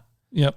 And it's going to work because if you see the traditional characters there, you're going to understand, all right, well, there's obviously... It's like that whole thing about... what am I thinking? where you have to lose your sense. No, I don't know what I'm saying. The sense of your belief, your thing of belief. What's it called? Your bloody I don't know. Suspension of belief. Right. So you suspend your suspension of disbelief. Suspension of disbelief. So you have to, with something like Space Jam, you can suspend your disbelief because you just accept it for what it is. Yeah. So accept that there's these traditional animated characters talking to Michael Jordan. But whereas with this one, I feel like it doesn't know quite what it wants to be, and you can't really. It messes with your brain. I don't know. Maybe we're talking big shit. But kids aren't going to know that. No way. So you got to look at it for the, as we've said, watch it for the audience that was intended. Exactly for. right. It's not not for made. yourself. It's not made for adults. No, it's very much made for not. children. Very much so. a kids' film. Particularly the Tom and Jerry. Very much a kids' film. For what it was, though, I enjoyed it, and I gave it 3.5 as well. That's about right. We saw Godzilla vs Kong, the big one. Yep. All be careful about talking about it. We might get accused of breaking embargo. There's been 2 embargoes with this film, which have been very strange, because it's opened here and in a few other places around Asia, I think, a week earlier than America. Usually what they would do is the embargo would just open on the same day everywhere. That's right. But they open the embargo in Australia and Asia a week earlier than the American embargo, like 4 days earlier. The Americans won't like that. So the American critics were very annoyed that everyone else said that, what's happening with these international critics breaking embargo? Well, we didn't, because quite simply we had a different... I think it's stupid that we had a separate embargo. Exactly I think right. it's really ridiculous the way they did it. I don't know why. That they have made a separate embargo for it. Usually, as I said, it would all open up on the same day. But we didn't break the embargo. There was a separate embargo for international critics. So, we can talk about it. It's open here now in cinemas. What did you think? I enjoyed it. Yeah. Just mind-numbing action and just dumb violence and unbelievable stuff, but it was just dumb fun. popcorn fun. Yeah. Exactly right. We're not huge fans of the monsterverse of films. Not really. Like we've liked. Well, so I haven't even watched Jackson's King Kong. Well, it's not part of this. No, but yeah. Well, I know what you mean. We should watch that though, because that's quite good. Yeah, I haven't watched it for years. Jack Black. Jack Black is in that one. That's right. And Adrian Brody and Naomi Watts. Oh yeah. And King Kong. Big Ape. Oh, it's King Kong. Yeah, he's in it. Yeah. No, it's actually, I saw it. Me and Lockie and Tim and Mark and Will. I don't know if Jackson was there. It was like a whole group of us went to the cinema to see it. I think we didn't skip class. We skipped a day of activities week. Tim didn't come. Tim's mum wouldn't let him go. That's right. So we had like activities week at the end of the year, which is like they suggested you be there, but you didn't really. Yeah. Whatever. And they put activities on. There's activities, and that's all it was. It wasn't like classes or anything. So we all decided, no, we're going to go see King Kong on opening day. And I remember sitting in the cinema and Lockie was just running amok, running under the chair. It was only us. There was no one else in the cinema, just us, the group of us. Lockie's like running up and down the stairs and under each other's chairs. Like, what the hell are you doing? Yeah, well, no, not surprising at all. I think, what are you doing, man? And I think kind of like it took all of us out of the experience of the film because it was just mucking around in the cinema. I wouldn't recommend this out there. Set a bad example. There was no one else in the cinema, so we weren't disrupting anyone. But Lockie was just being a knob. As per. I feel like it took us out of the experience. So that's so many years ago now. That movie's so old now. It must be like 15, nearly 20 years old. Yeah. It'd have to be. So I'd like to revisit it again. But what I have seen of it again since, I really liked. And I do remember liking the film. Anyway, Godzilla v Kong, which is the new one, I thought it was really great. I didn't really like Godzilla King of the Monsters. Kong Skull Island I really liked. But this new one, I thought it was fantastic. I thought it was like, 2005. So what's that, 16 years ago? 16 years. Gosh, yeah. So, yeah, I liked it. Just a big popcorn spectacle. Yeah. The sequences were terrific. We saw it on what's called the Extreme screen, which is Hoyt's massive screen. And I'm thinking, man, this would be great on the IMAX. Like, it would be awesome in the IMAX. Imagine in 3D. Like, there's these scenes where they're in the human characters around, like, the cockpit of... No spoilers. But they're, like, in this cockpit of this space, like, aircraft thing. flying around as King Kong's like trying to grab them out of the sky. And you've got his like big face there, and it's just so good. Yeah, it was good. And then there's like bits where it goes up and they do these turns and these spins and shit, and like this is like some of the best like spectacle I've seen on the big screen for a long time. Really good. I enjoy it. Again, dumb popcorn flick. It's not the best movie ever made, but I gave it a 4 stars simply because it delivered what it told me it was going to give me. Dumb monster fun. Yep. So good. Loved it. I agree with that. Loved it. Spinning off of that, actually, there were some leaks though of the film Godzilla Kong, because, and I don't know whether this is because again they did the thing where they send it out to so many critics, or because it opened in cinemas early and people went in there and filmed it on their phones or whatever. But the whole final act of the film was up on YouTube. It's on Twitter. Spoiled it for everyone. It was coming up. Someone that I speak to, one of my friends, said that he got done over it, come up on his YouTube under the title Batman v Superman Round 4 or something like that, or Really? Justice League, something, I don't know, something like, I think it was Batman v Superman Round 4 or something, and it was the end of Godzilla v Kong. Oh, God. So the whole thing went up there. As a result of this, Warner Brothers have cancelled all digital screeners for critics in the US. Have they really? Yeah. All these, like, there was supposed to be like a premiere. They do like a digital premiere where everyone gets on and watches at the same time. They cancelled it. And they're all so furious, rightly so. I'd be because pissed this too. has just ruined it for them. Yeah. And this is the concern I raised last week. Yeah. Look at all the issues you get into when you just do a fucking widespread, give this to whoever the hell, give this to Mr. Guy who's been on YouTube for 2 days with 3 subscribers, right? Yeah. Just, See, these people don't give a shit. No, they don't care. They don't give a shit. They'll get it and they'll put it up. Yeah. Oh, it's the cred of, I got an early movie. Yeah. Oh, fuck, here it is. I'm going to load it onto YouTube bullshit.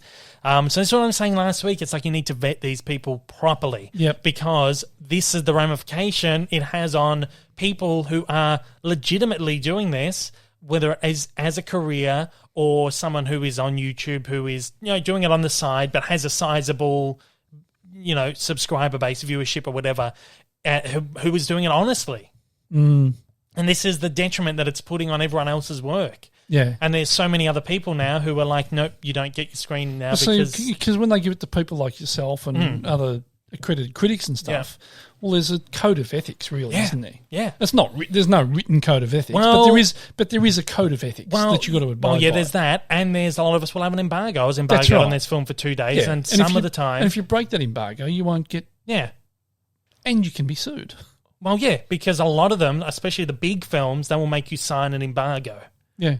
I accidentally broke embargo once. Yep. Accidentally. Well, it wasn't you. It was the bloody platform. It was the system. It was the platform. I won't say the film. I won't say the studio. I won't say the platform. But I put up a review that I thought was going to be masked. This platform was supposed to have a system in place that it didn't put your review out until the embargo lifted, and it published it anyway. Studio was on the phone with me within 5 minutes. Yeah. Going, what are you doing? You're not supposed to have that review up yet. You've broken embargo. But I'm thinking, holy shit, I've fucked this up right up. Big studio, big film, thinking, fucking hell. Right. So I quit. I was like, I'm so sorry. This is not, like, I apologize. I thought it was not going to go published. This was not my thing. They were like, that's fine. Just take it down. I took it down. We had a laugh about it in the end, thankfully. Yeah. But I was thinking, fucking hell, I've just done my dash now. Yeah. That's it. It's right. Over.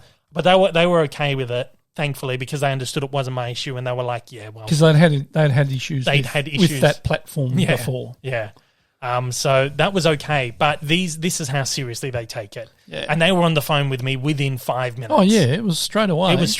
Yeah. I was like, "Hello," and they were like, "Dave, have you published your review for the film?" I was like, "No, I don't." I was like, "Well, I kind of put a thing up, but it shouldn't have published it." Like, no, it's been published.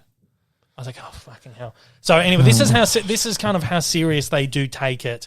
But yeah, this is now we are seeing, and again, I don't know if this is critics who have leaked it, or it could just be because it's opened earlier in some parts of the world and someone's gone to a cinema and filmed it on their phone. But these are the risks that India, wasn't it? I think there was because I think it opened in India first. I think I saw a lot of reviews coming from channels out of India, and I feel like maybe they may have had a separate embargo because there were a lot of reviews coming out of India and Asia.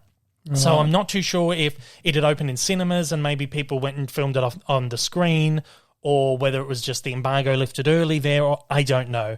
But it was, I don't know, just strange, just crazy. So there's a lot of people now who are going to miss out on their screener for Godzilla v Kong. And this is what I was saying last week. This is the risk that this is what happens. Yep.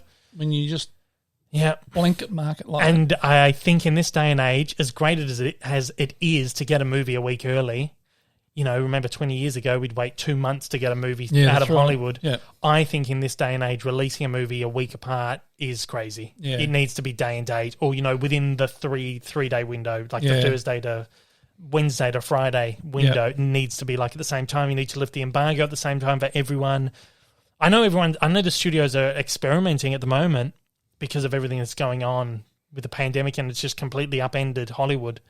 But, I think movies need to open either day and date or within that window. Embargoes need to open at the same time, and studios need to be careful about who they're giving screeners to. Needs to be a better vetting process in there. Like I said, when I was getting into this, it was like, if you don't have 1,000 or you don't have 6,000 or 10,000 subscribers, you don't get the accreditation. Yep. Or if you don't have Rotten Tomatoes, you don't get the accreditation, something like that. But then there's all these people sweeping in with like 100 subscribers. They've had a channel open for a couple of months and then they're getting these big screeners. So this is the kind of thing that happens. Yep. Unfortunately, and the rest of us suffer for it, and the studio suffers for it. Because now fucking Godzilla v Kong hasn't opened in the States, and it's on YouTube already. Because the majority of those people who have only got 50, 100, 200 subscribers, they're not going to be around long. So, so they're not going to give a shit. A lot of these people are just people who are just doing it for fun, or have just done it because they want the credit of, I got this movie, so here it is. Yeah, that's right. Yeah, disaster.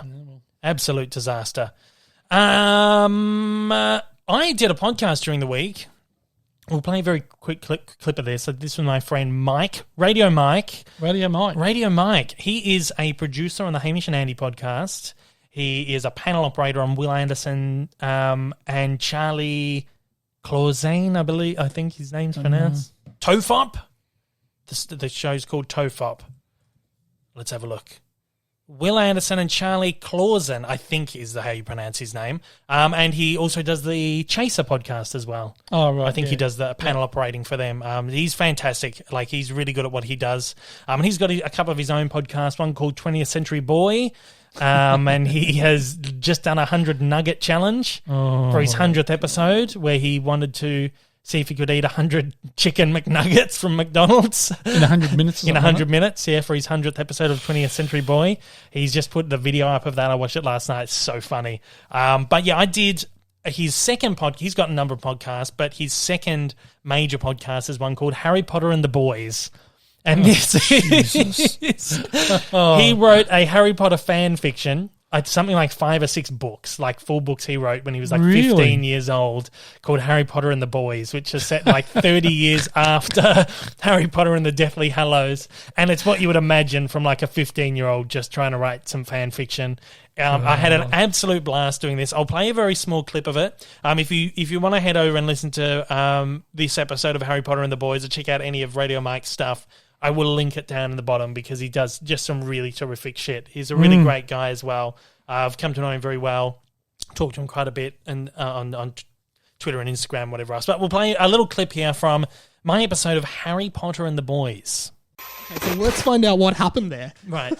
He was screaming. Here we go. This answers it. There you go. He was screaming because he had been suddenly attacked. Oh, shit. It was Derek. You're late. I never want to see you. But also pretty drastic to even say, did he say I never want to see you again? Yes.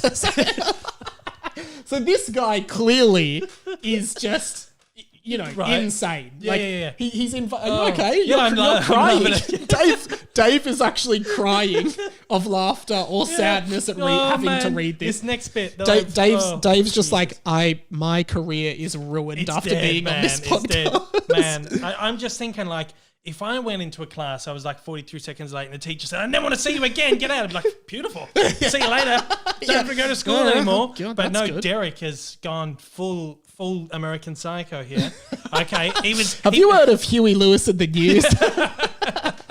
Right, so he was screaming because he'd been suddenly attacked. It was Derek, but he didn't realise he was doing it. And that goes back to what I said before about Derek. There's something going on with Derek. He's not an evil kid, but he's got some weird dark energy inside him. Yeah, Derek was sad. Oh. And he didn't know that he was using the Cretaceous curse. Cretaceous, so Cretaceous yeah. again, So He was, Mr. Charger's gone back. There's a Tyrannosaurus Rex, and he's dead. Ripping him apart. The Cretaceous curse. That scene in Jurassic Park where he gets bitten off the toilet. So there we go. That was a clip from... You had a bit of fun? Yeah, it was a lot of fun. And we played a couple of like Harry Potter games and stuff like that. Try and guess the rest of the... I think it's called... I can't even remember what it was called, but it was like guess the rest of the quote. I'm not a huge knowledge of Harry Potter in my head, so that was a bit of fun. So yeah, go and check out Radio Mike's podcast, Harry Potter and the Boys. It's on both YouTube, or you can find it on the podcast platforms as well. I'll leave it linked down the bottom. I've got to get Radio Mike on the show too. Yeah, at some point, because that was a lot of good fun. Let's get into a little bit of news. There's been a little bit of news this week. Has there? Yeah, there has been actually. Most notably, of course, now we've been talking about this. I've been talking about this for a year. What is Disney going to be doing with their release schedule? Oh, yeah, that's right. You know, they just keep pushing everything. Yep. Push.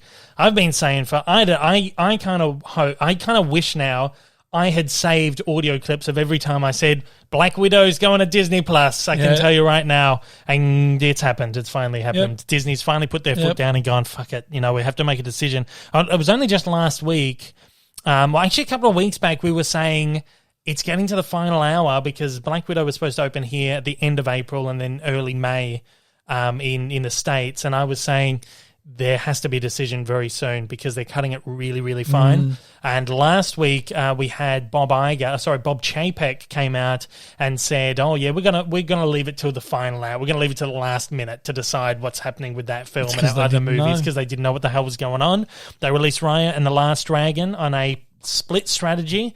They went to Disney Plus and to cinemas, and everyone was kind of assuming, well, they're testing it out. They're going to see if this works, then they will apply this to the rest of their films, and that's essentially what they're doing.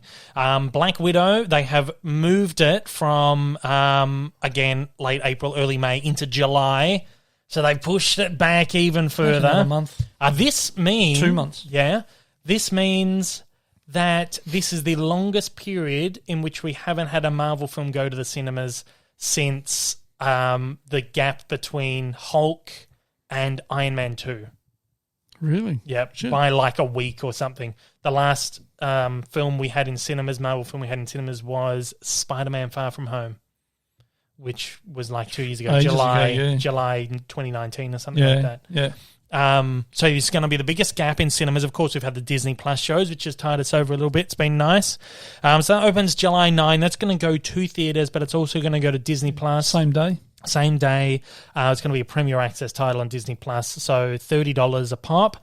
I feel like people won't be as pissed off with that because people will pay to see this movie, and you've got the theater option as well. So yeah, well, if it was only on Disney Plus, not going to theaters, yeah, you'd have an I'd be uproar. pissed. Yeah. Cruella, they're doing the same thing with split strategy. That's holding its date of late May. So that hasn't been pushed. The biggest thing to take away from this is Luca, which is the next Pixar film. They're doing exactly the same as what they did with Soul and just dumping it on there for free. Oh. Yeah, but that's going to hold its date of June 18. Yeah, so it's weird that they've done that with the animated title. It's weird that the animated titles are the ones getting... I kind of feel like... I mean, I don't know if it's probably not their intention, but I think it's weird that the animated ones are the ones that get the shaft. And two, like, major Pixar films. Yeah, well, Luca was supposed to be huge, wasn't it? Yeah. A lot of money poured into that. Yeah, looks gorgeous. I would love to see that on the big screen. I wonder why the live action ones... Well, I don't know. No one knows. Who knows? It could even be a Pixar thing where Pixar's like, just put it on there for free. Yeah, maybe. You just don't know how it's all been worked out, but it's really strange. Or maybe they realise people won't pay for it. Yeah, well, Disney's insisting that Raya performed well. They're saying it was a success on Disney Plus and theaters, but they haven't provided figures to back it up.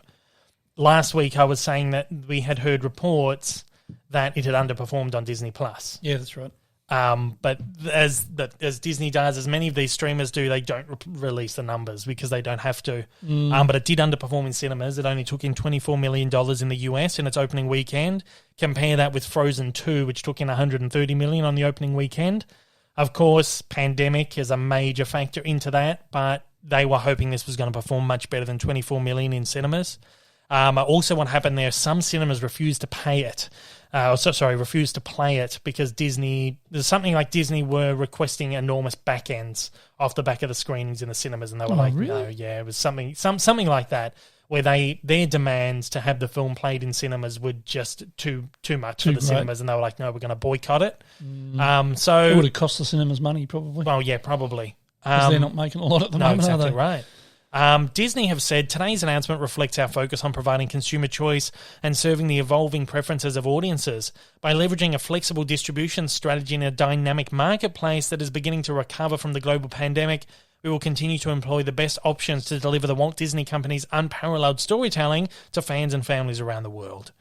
So, they're essentially just experimenting a little bit. Yep. They figure that this is probably the best way to do it at the moment, and they're running with it. This is just coming on the back of, Deadline wrote, just as good news was spreading for LA and New York City's reopening of cinemas, because they're talking about AMC. We're talking last week of having 99% of cinemas open by in a couple of months' time. Yep. Deadline says, these moves are a sign that the number one studio doesn't have faith in exhibition just yet, theatrical exhibition. So it's still, like I said, things aren't going to get back to normal for a while. No, and exactly. They're still playing it really safe. They probably know that if they shove everything into theaters exclusively, it's probably a bad influence as well, because they know people will go out and they don't want to be seen as forcing people to go into a cinema during a pandemic. Yeah. But then also particularly in countries like the US. Well, yeah, exactly. Where they've had it pretty bad. But then again, they are pushing for Disney Plus, so there's a couple of sides of the coin. Yep. Another major thing that's kind of happened along these same lines is Warner Brothers has reached this massive agreement with Regal and Cineworld cinemas. Of course, the same company. Cineworld is in the UK. Regal is in the US.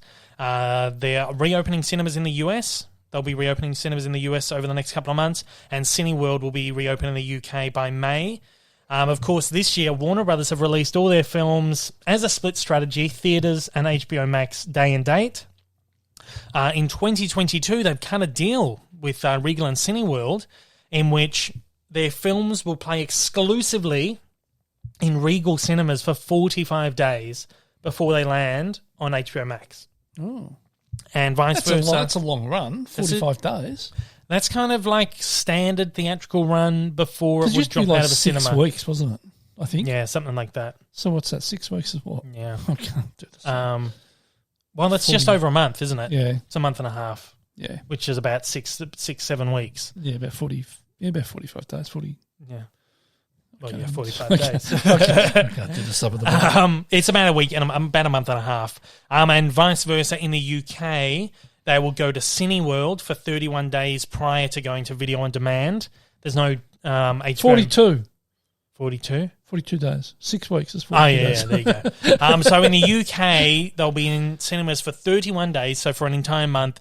Then they'll go to video on demand. They haven't specified whether this is like Apple or Amazon and stuff like that, or whether it's going to be HBO Max. It hasn't launched over there, but people are now taking from this, or maybe HBO Max is going to be launching in the UK soon.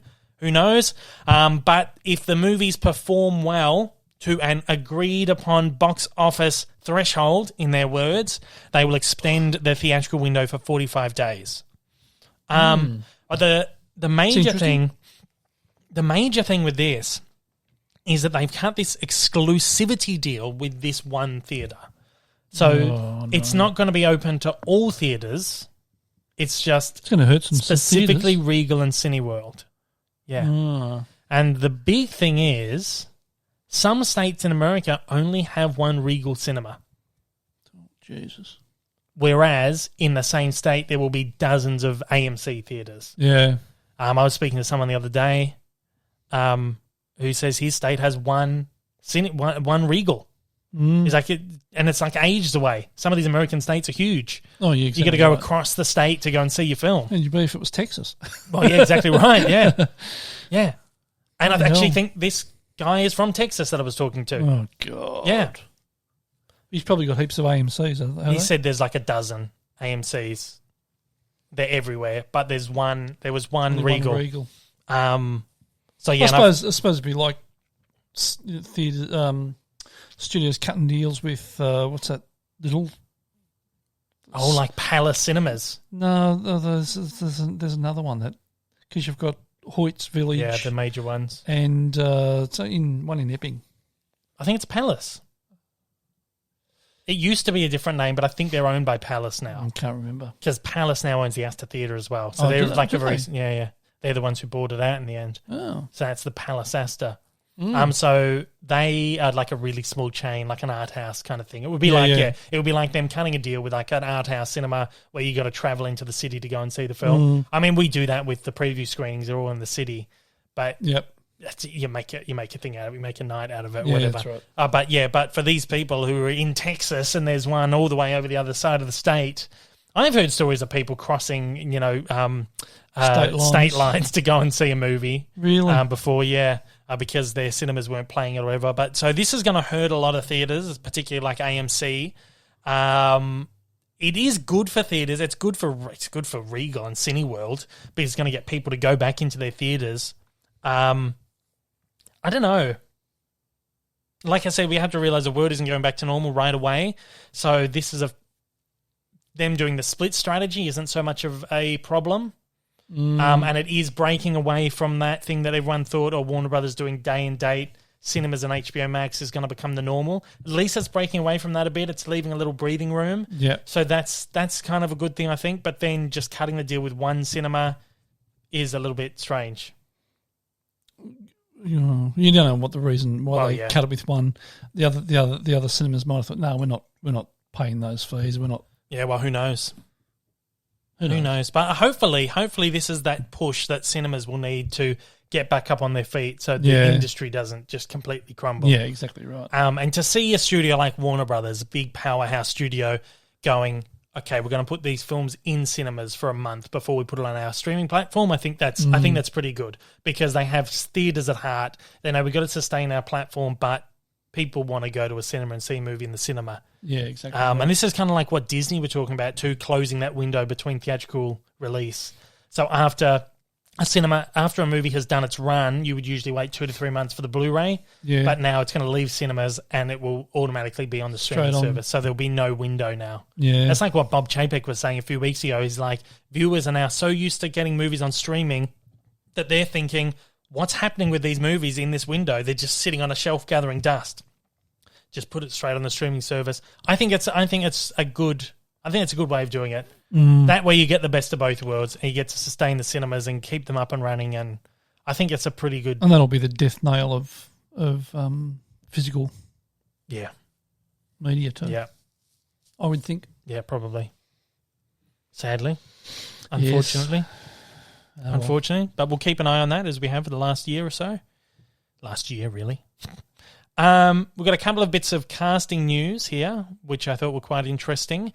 Pierce Brosnan. Haven't seen him anything for a while. No, just that one he did with Jackie Chan. We watched not long ago. Can't even remember what it was called.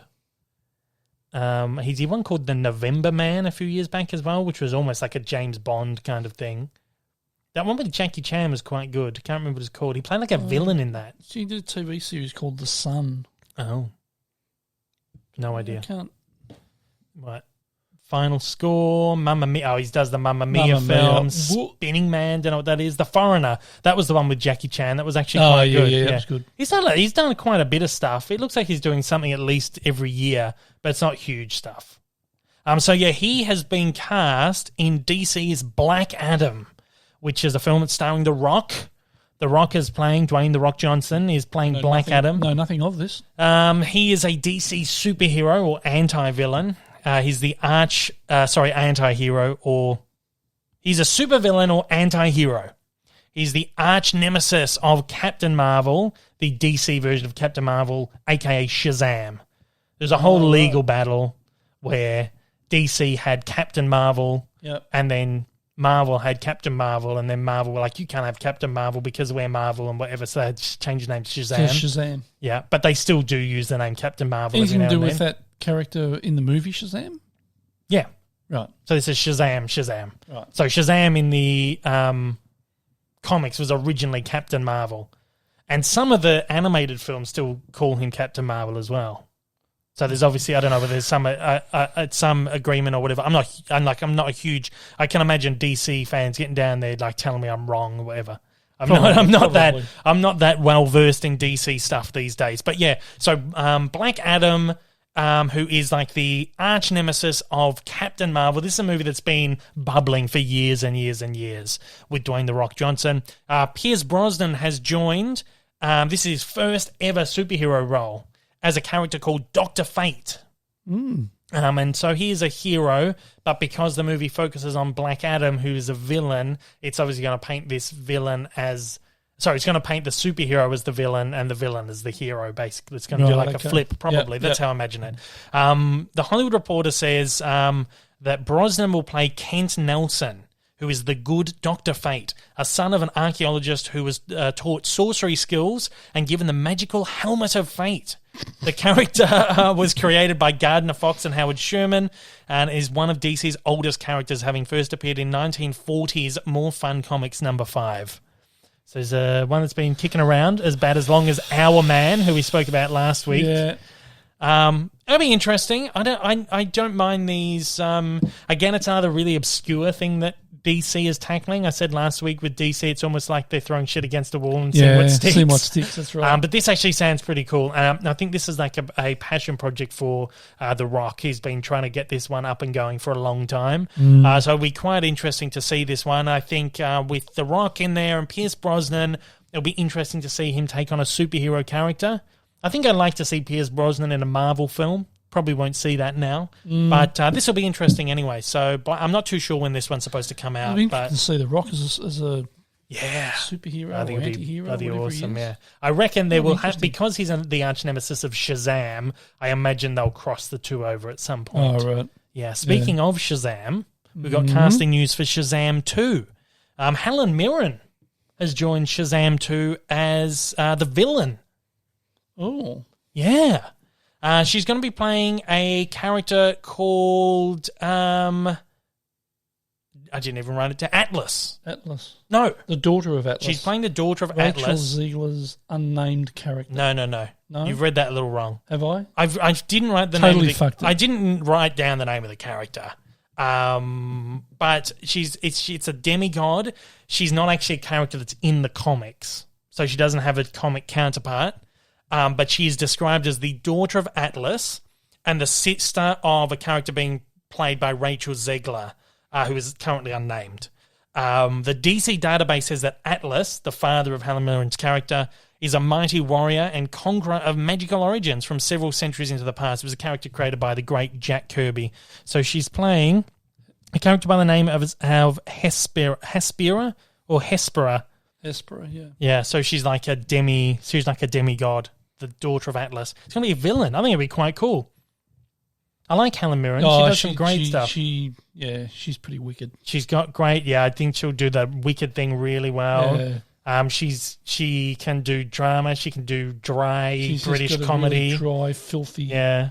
I think British humour. Yeah, I think that'd be really cool. So of course Zachary Levi returns as Shazam in that one. That'll be really interesting. I did like the first Shazam. Loved it. Yeah. Yeah, I was a big fan. It was really good. Enjoyed that one. In fact, I think I watched that on a plane on the way home from Really? from England, and then got home and bought the...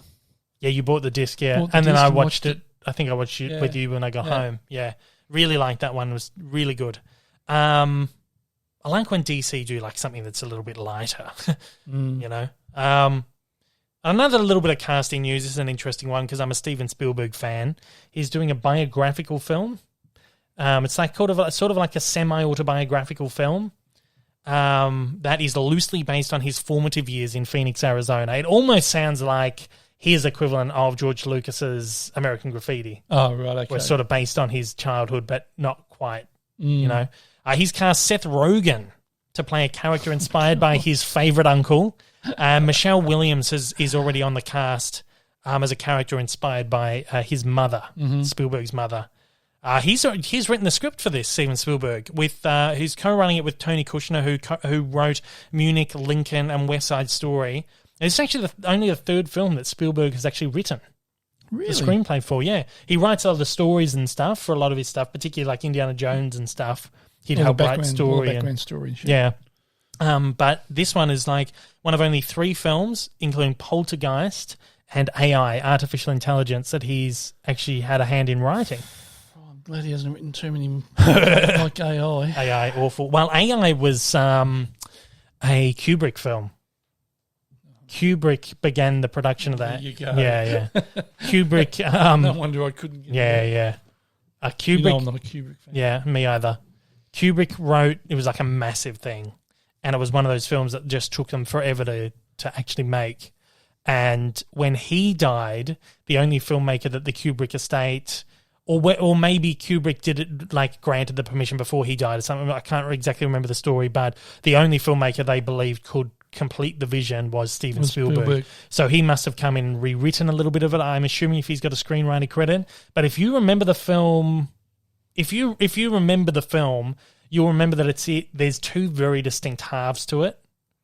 When almost in the second half, it turns really weird. It kind of twists a bit. Yep. That's the one thing I remember from the movie, and that's obviously the point where there has been a changeover. Yeah. Because Kubrick, I think, was partway through filming it when he died. Oh, okay. I think, maybe not. But as far as I'm aware, that's the story. And then Spielberg came on and did the rest. Or maybe, I don't know. But there is 2 distinct halves, and that's always been put down to the fact that you had these 2 people were working on it.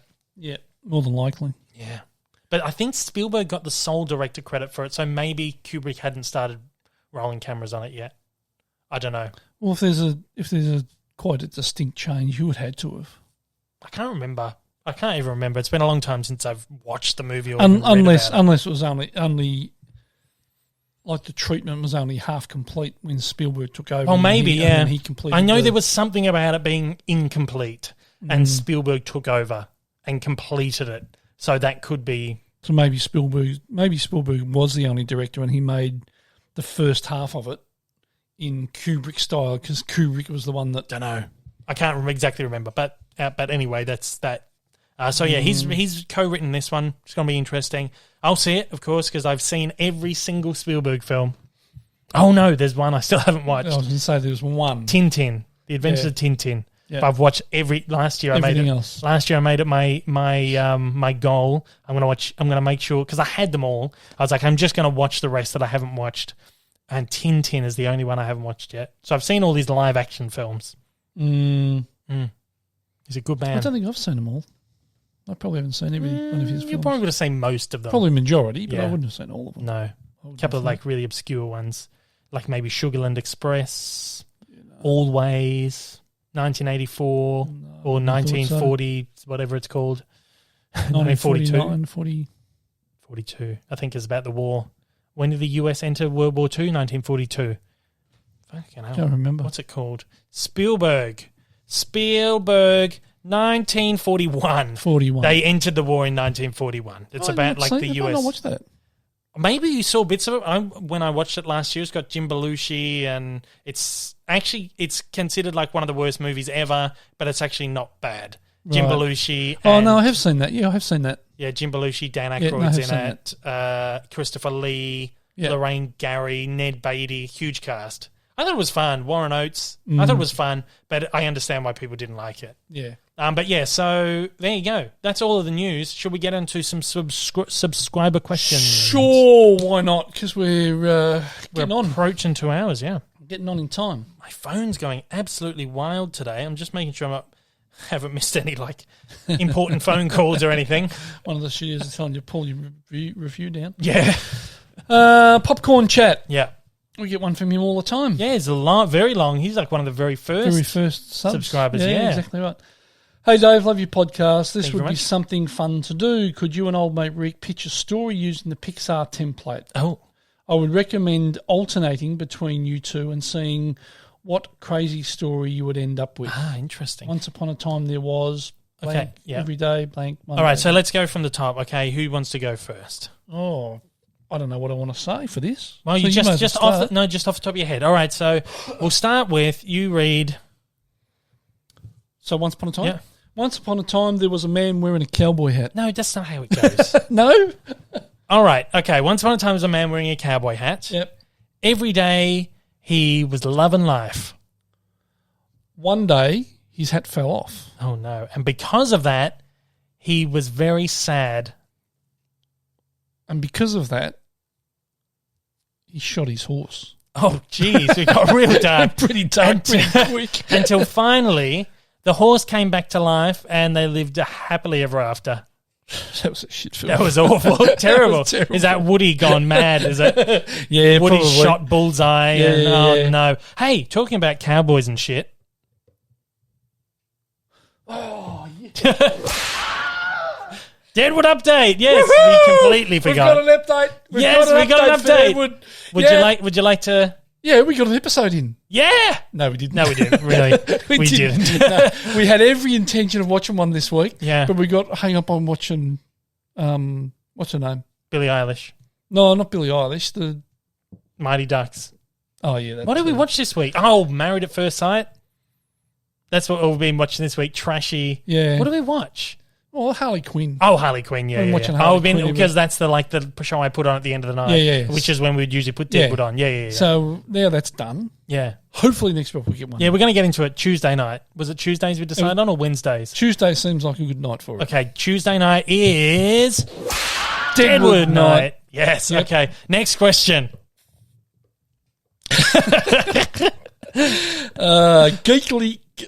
Geekly goods. Leo. Leo, is it his name? Yeah, Leo, great guy. Cool. Speak to him a bit. He's He's like in my chat. Is he? He's in that chat that I have with other YouTubers. Oh, he does some right, really okay. great stuff. Yeah. Yeah, cool. What's up, Dave? What's your top 3 MCU films? Oh, my top 3. My top 3 are Infinity War and Endgame and Captain America: The Winter Soldier. Winter Soldier, Iron Man. Ooh, and Endgame. Endgame, yeah. Yeah, that's for me. Yep, very good. Iron Man's very close. Iron Man's like very close for me. Just on there. Love it. I just like Endgame. It only gets knocked out because the 2 Avengers films are there. That's the only fair reason. enough. But if that was just one film, yeah, Iron Man would be right there as well. And Iron Man, I can't pick 1, 2, or 3. So I'll just say Iron Man. I would, yeah. Fair enough. Right, Ona. Thanks for the question, Leo. Did he miss? Did he miss? Yeah. Did he miss? Do you know if Disney will upload classic shorts to Disney Plus? I'm not like, I don't get the intel from the studios far ahead of time. But there's quite a few on there, and I'd imagine they will put more on there at some point because they need to have stuff to just keep getting people to come back. Yeah, exactly right. Ice Luigi Star Pictures. He's back. That's a mouthful. We had him last week, Ice I think. Luigi Star Pictures. What's your favourite live-action Disney remake? Oh, for me, it would either be Cinderella, which was directed by the wonderful Kenneth Branagh. Yep. I just loved his the Shakespearean style that he put on. Either that or I'm going to get killed by a lot of people for saying this. Beauty and the Beast. I really love the live-action version. You just love Beauty and the Beast. I just love Beauty and the Beast. You always have. So that was for me, that I just love the live action version. Yeah, fair enough. What about you? Of the ones you've seen, if you can even think of any, you've had the Jungle Book, you've had Mulan, you've had the Lion King. I like the Lion King. Yeah, you'll get killed for that as well. Yeah, probably. Yeah, because it's not really live action. It's well, no, but people didn't like it. Yeah. Well, exactly. yeah, and then there's that argument too that it was just actually animated. I don't know. What else? What else has there been? There has been Aladdin. There's been 101 Dalmatians. There's been Aladdin wasn't bad. Christopher Robin, which I don't know if you've seen actually. Aladdin, you saw Aladdin. Christopher Robin. Yeah, I have seen Christopher Robin. Dumbo. Dumbo was good. I enjoyed Dumbo. Yeah. There you go. There you go. Kian Kelleher. Yep. I hope I got that name right. What animated film do you think deserve more love or deserve more hate? I don't think anything deserves more hate. No. So we'll go with what deserves more love, and I will always say Fantasia because I think it's just such an underrated movie, and people brush it off because there's no story and it's just animation and music. Particularly for its time. Well, exactly. It was just a showcase of animation. Well, exactly right. And people think it is pretentious film. It probably is. It is, yeah. And I'm not a fan of yeah. pretentious films. Well, it underperformed at cinemas at the time because people thought it was pretentious. Tree of Life. Yeah. Awful. Yeah, but when your lead star in the film doesn't know what the hell is going on, then you know it's not a great film. They've been on like the record, like, I don't know what I was doing in this movie. The guy was just like, just do it. It's going to work. And he's like, I've watched that. I think it was Sean Penn. He was like, I didn't know what I was doing. There's that scene where he's on the beach walking through all the, he's got like the door frames. He's just like walking through these things. There's this interview with him at a press conference. They're like, oh, so what do you believe the meaning of that scene was? He's like, I don't know. He's like, I didn't even know what I was doing at the time. He's like, just told me to do it. He's like, I still don't know. So if your actor's coming out saying that, then trash movie. But anyway, yeah, Fantasia, I say, just doesn't get the dues that it really deserves. Or Sleeping Beauty as well. Very similar because the artistic style, that's gorgeous. Yeah. Okay, Davish sued. Yep. With the Snyder cut being 4 hours long, what director's cuts of movies that exist do you think could use significantly longer running time to its advantage? Are there any that already exist? Oh, director's cuts that I think have really worked. You've got Apocalypse Now, had the Redux version. Yep. I think is a vast improvement over the theatrical cut. Yep. Love it. And this is a movie that's like 3.5 hours as well, this director's cut. And that's because it just adds more to the story, more layers. You know, it's one of my favourite one of your favourite films. It draws it out a bit, but it's one of those movies that you just sink into and you just love the 3.5 hour. I don't know how many times I've watched it. So I've seen it in a cinema at least 4 times. That's probably that's probably more than I've seen any other movie. Well, not any other movie, but one of the most I've ever seen. The Lord of the Rings extended cuts are really fantastic as well because that helps flesh out the story too. Now, I did think before, because he's asked what one what film do you think could use a longer runtime? I'd say Avengers Age of Ultron, because there was so much in that they wanted to do. There was like a clash between Joss Whedon and Marvel. That's right. And it resulted in a movie that was a little bit rocky because the studio wanted one thing, he wanted another thing, and the way that it was done, they ended up cutting out big scenes that were important to the movie, and some of the stuff was just a bit rocky. I think like a new version of it. Again, we've got Joss Whedon just causing trouble on film sets, just doing what, doing what he wants to do. Because obviously he did the original version of Justice League after Zack Snyder left. So they've had to go and clean his mess up. Yep. So I'm saying go and clean up the mess of Age of Ultron, which I think is still a good movie, but there were a lot of issues with it. And there's so much more to it. Yeah, I think it could use that extended cut with those extra. There's these fantastic scenes of Thor in the Norn cave. It's the cave where he goes and has all those like hallucinations and shit. And if you put them back in the movie, it explains so much stuff that's not explained in the film. So just stuff like that, I think, would really flesh that movie out and make it really good. Yeah. Next question. Johnny Marrero. Yep. Hey, Dave, do you believe the new Rugrats revival for Paramount Plus will be a success? I think so. I think the Rugrats will always do pretty well. Oh, I love the Rugrats. Yeah, great stuff. Love them. Yeah. Here we go. Walther Sauza, you're back, our buddy. mate. All right, he's got some more movies for us. Not as many as normal, though. There's only a couple this time. We'll do a rapid. Getting a bit slack there, Walther. Yeah. Anyway, have you seen movies like 40-Year-Old Virgin? Yes. Yes. Dallas Buyers Club? Yes. Yes. Argo? Yes. Yes. Basic Instinct? Yes. Yes. One of my favourites. Tombstone? Yeah. Yes. And Candyman? Don't think so. No, I don't think so. Candyman? I don't know. Don't know that one. I don't know. I don't think I've seen it. Got us on one. Or TV shows like The Chappelle Show. Yeah. Yes. Faulty Towers? Oh, of course. Absolutely. Cowboy Bebop? No. And Invader Zim? Yeah, I've been seeing bits of it. No, I haven't Never really watched it. I remember I went to school with a guy who absolutely loved it. Loved Invader Zim. Is that, Michael. Oh, was Mike. it? Yeah, he loved it. Oh. Yeah, he absolutely loved it.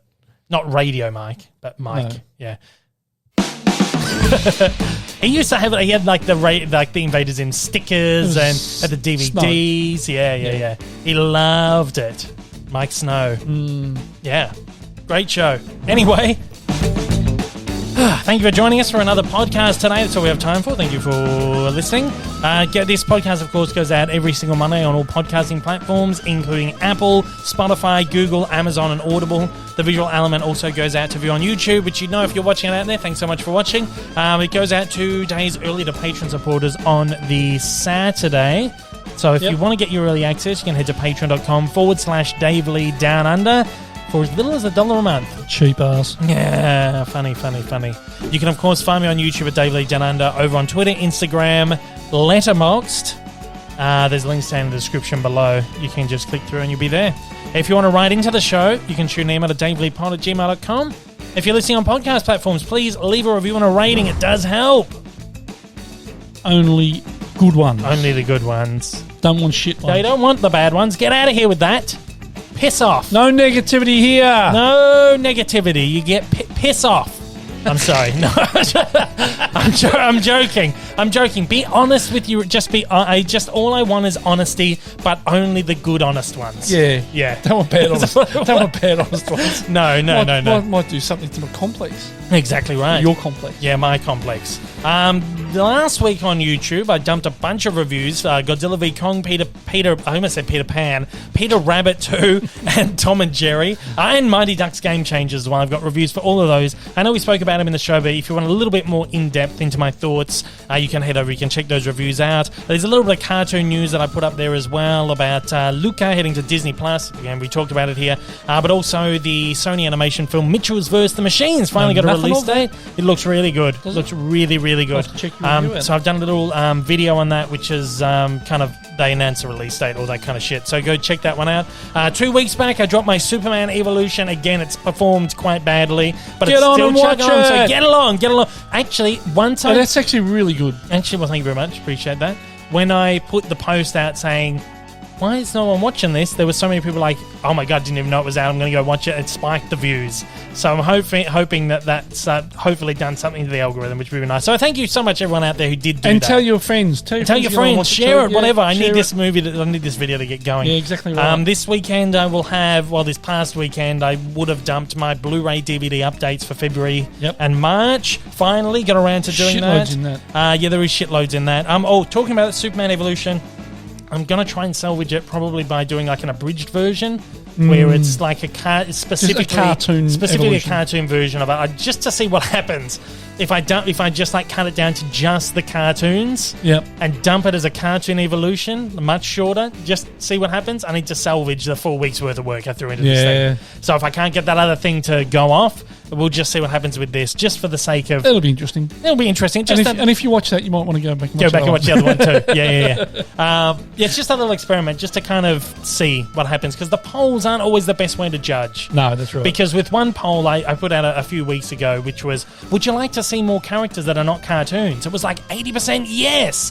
But then when I posted this poll, which was like, why didn't you watch it? 50% were like, I only want cartoon evolutions. Yeah. So you can never judge with this. No. This week, that's pretty much all that's going to go up. There'll probably be some cartoon news, whatever else comes up, and then later in the month we'll have some great stuff coming up too. Thanks to old mate Rick for joining me once again. Dave. Thanks so much, not a problem at all. And that's it. Take it easy, guys. We'll see you later. Take care. See ya.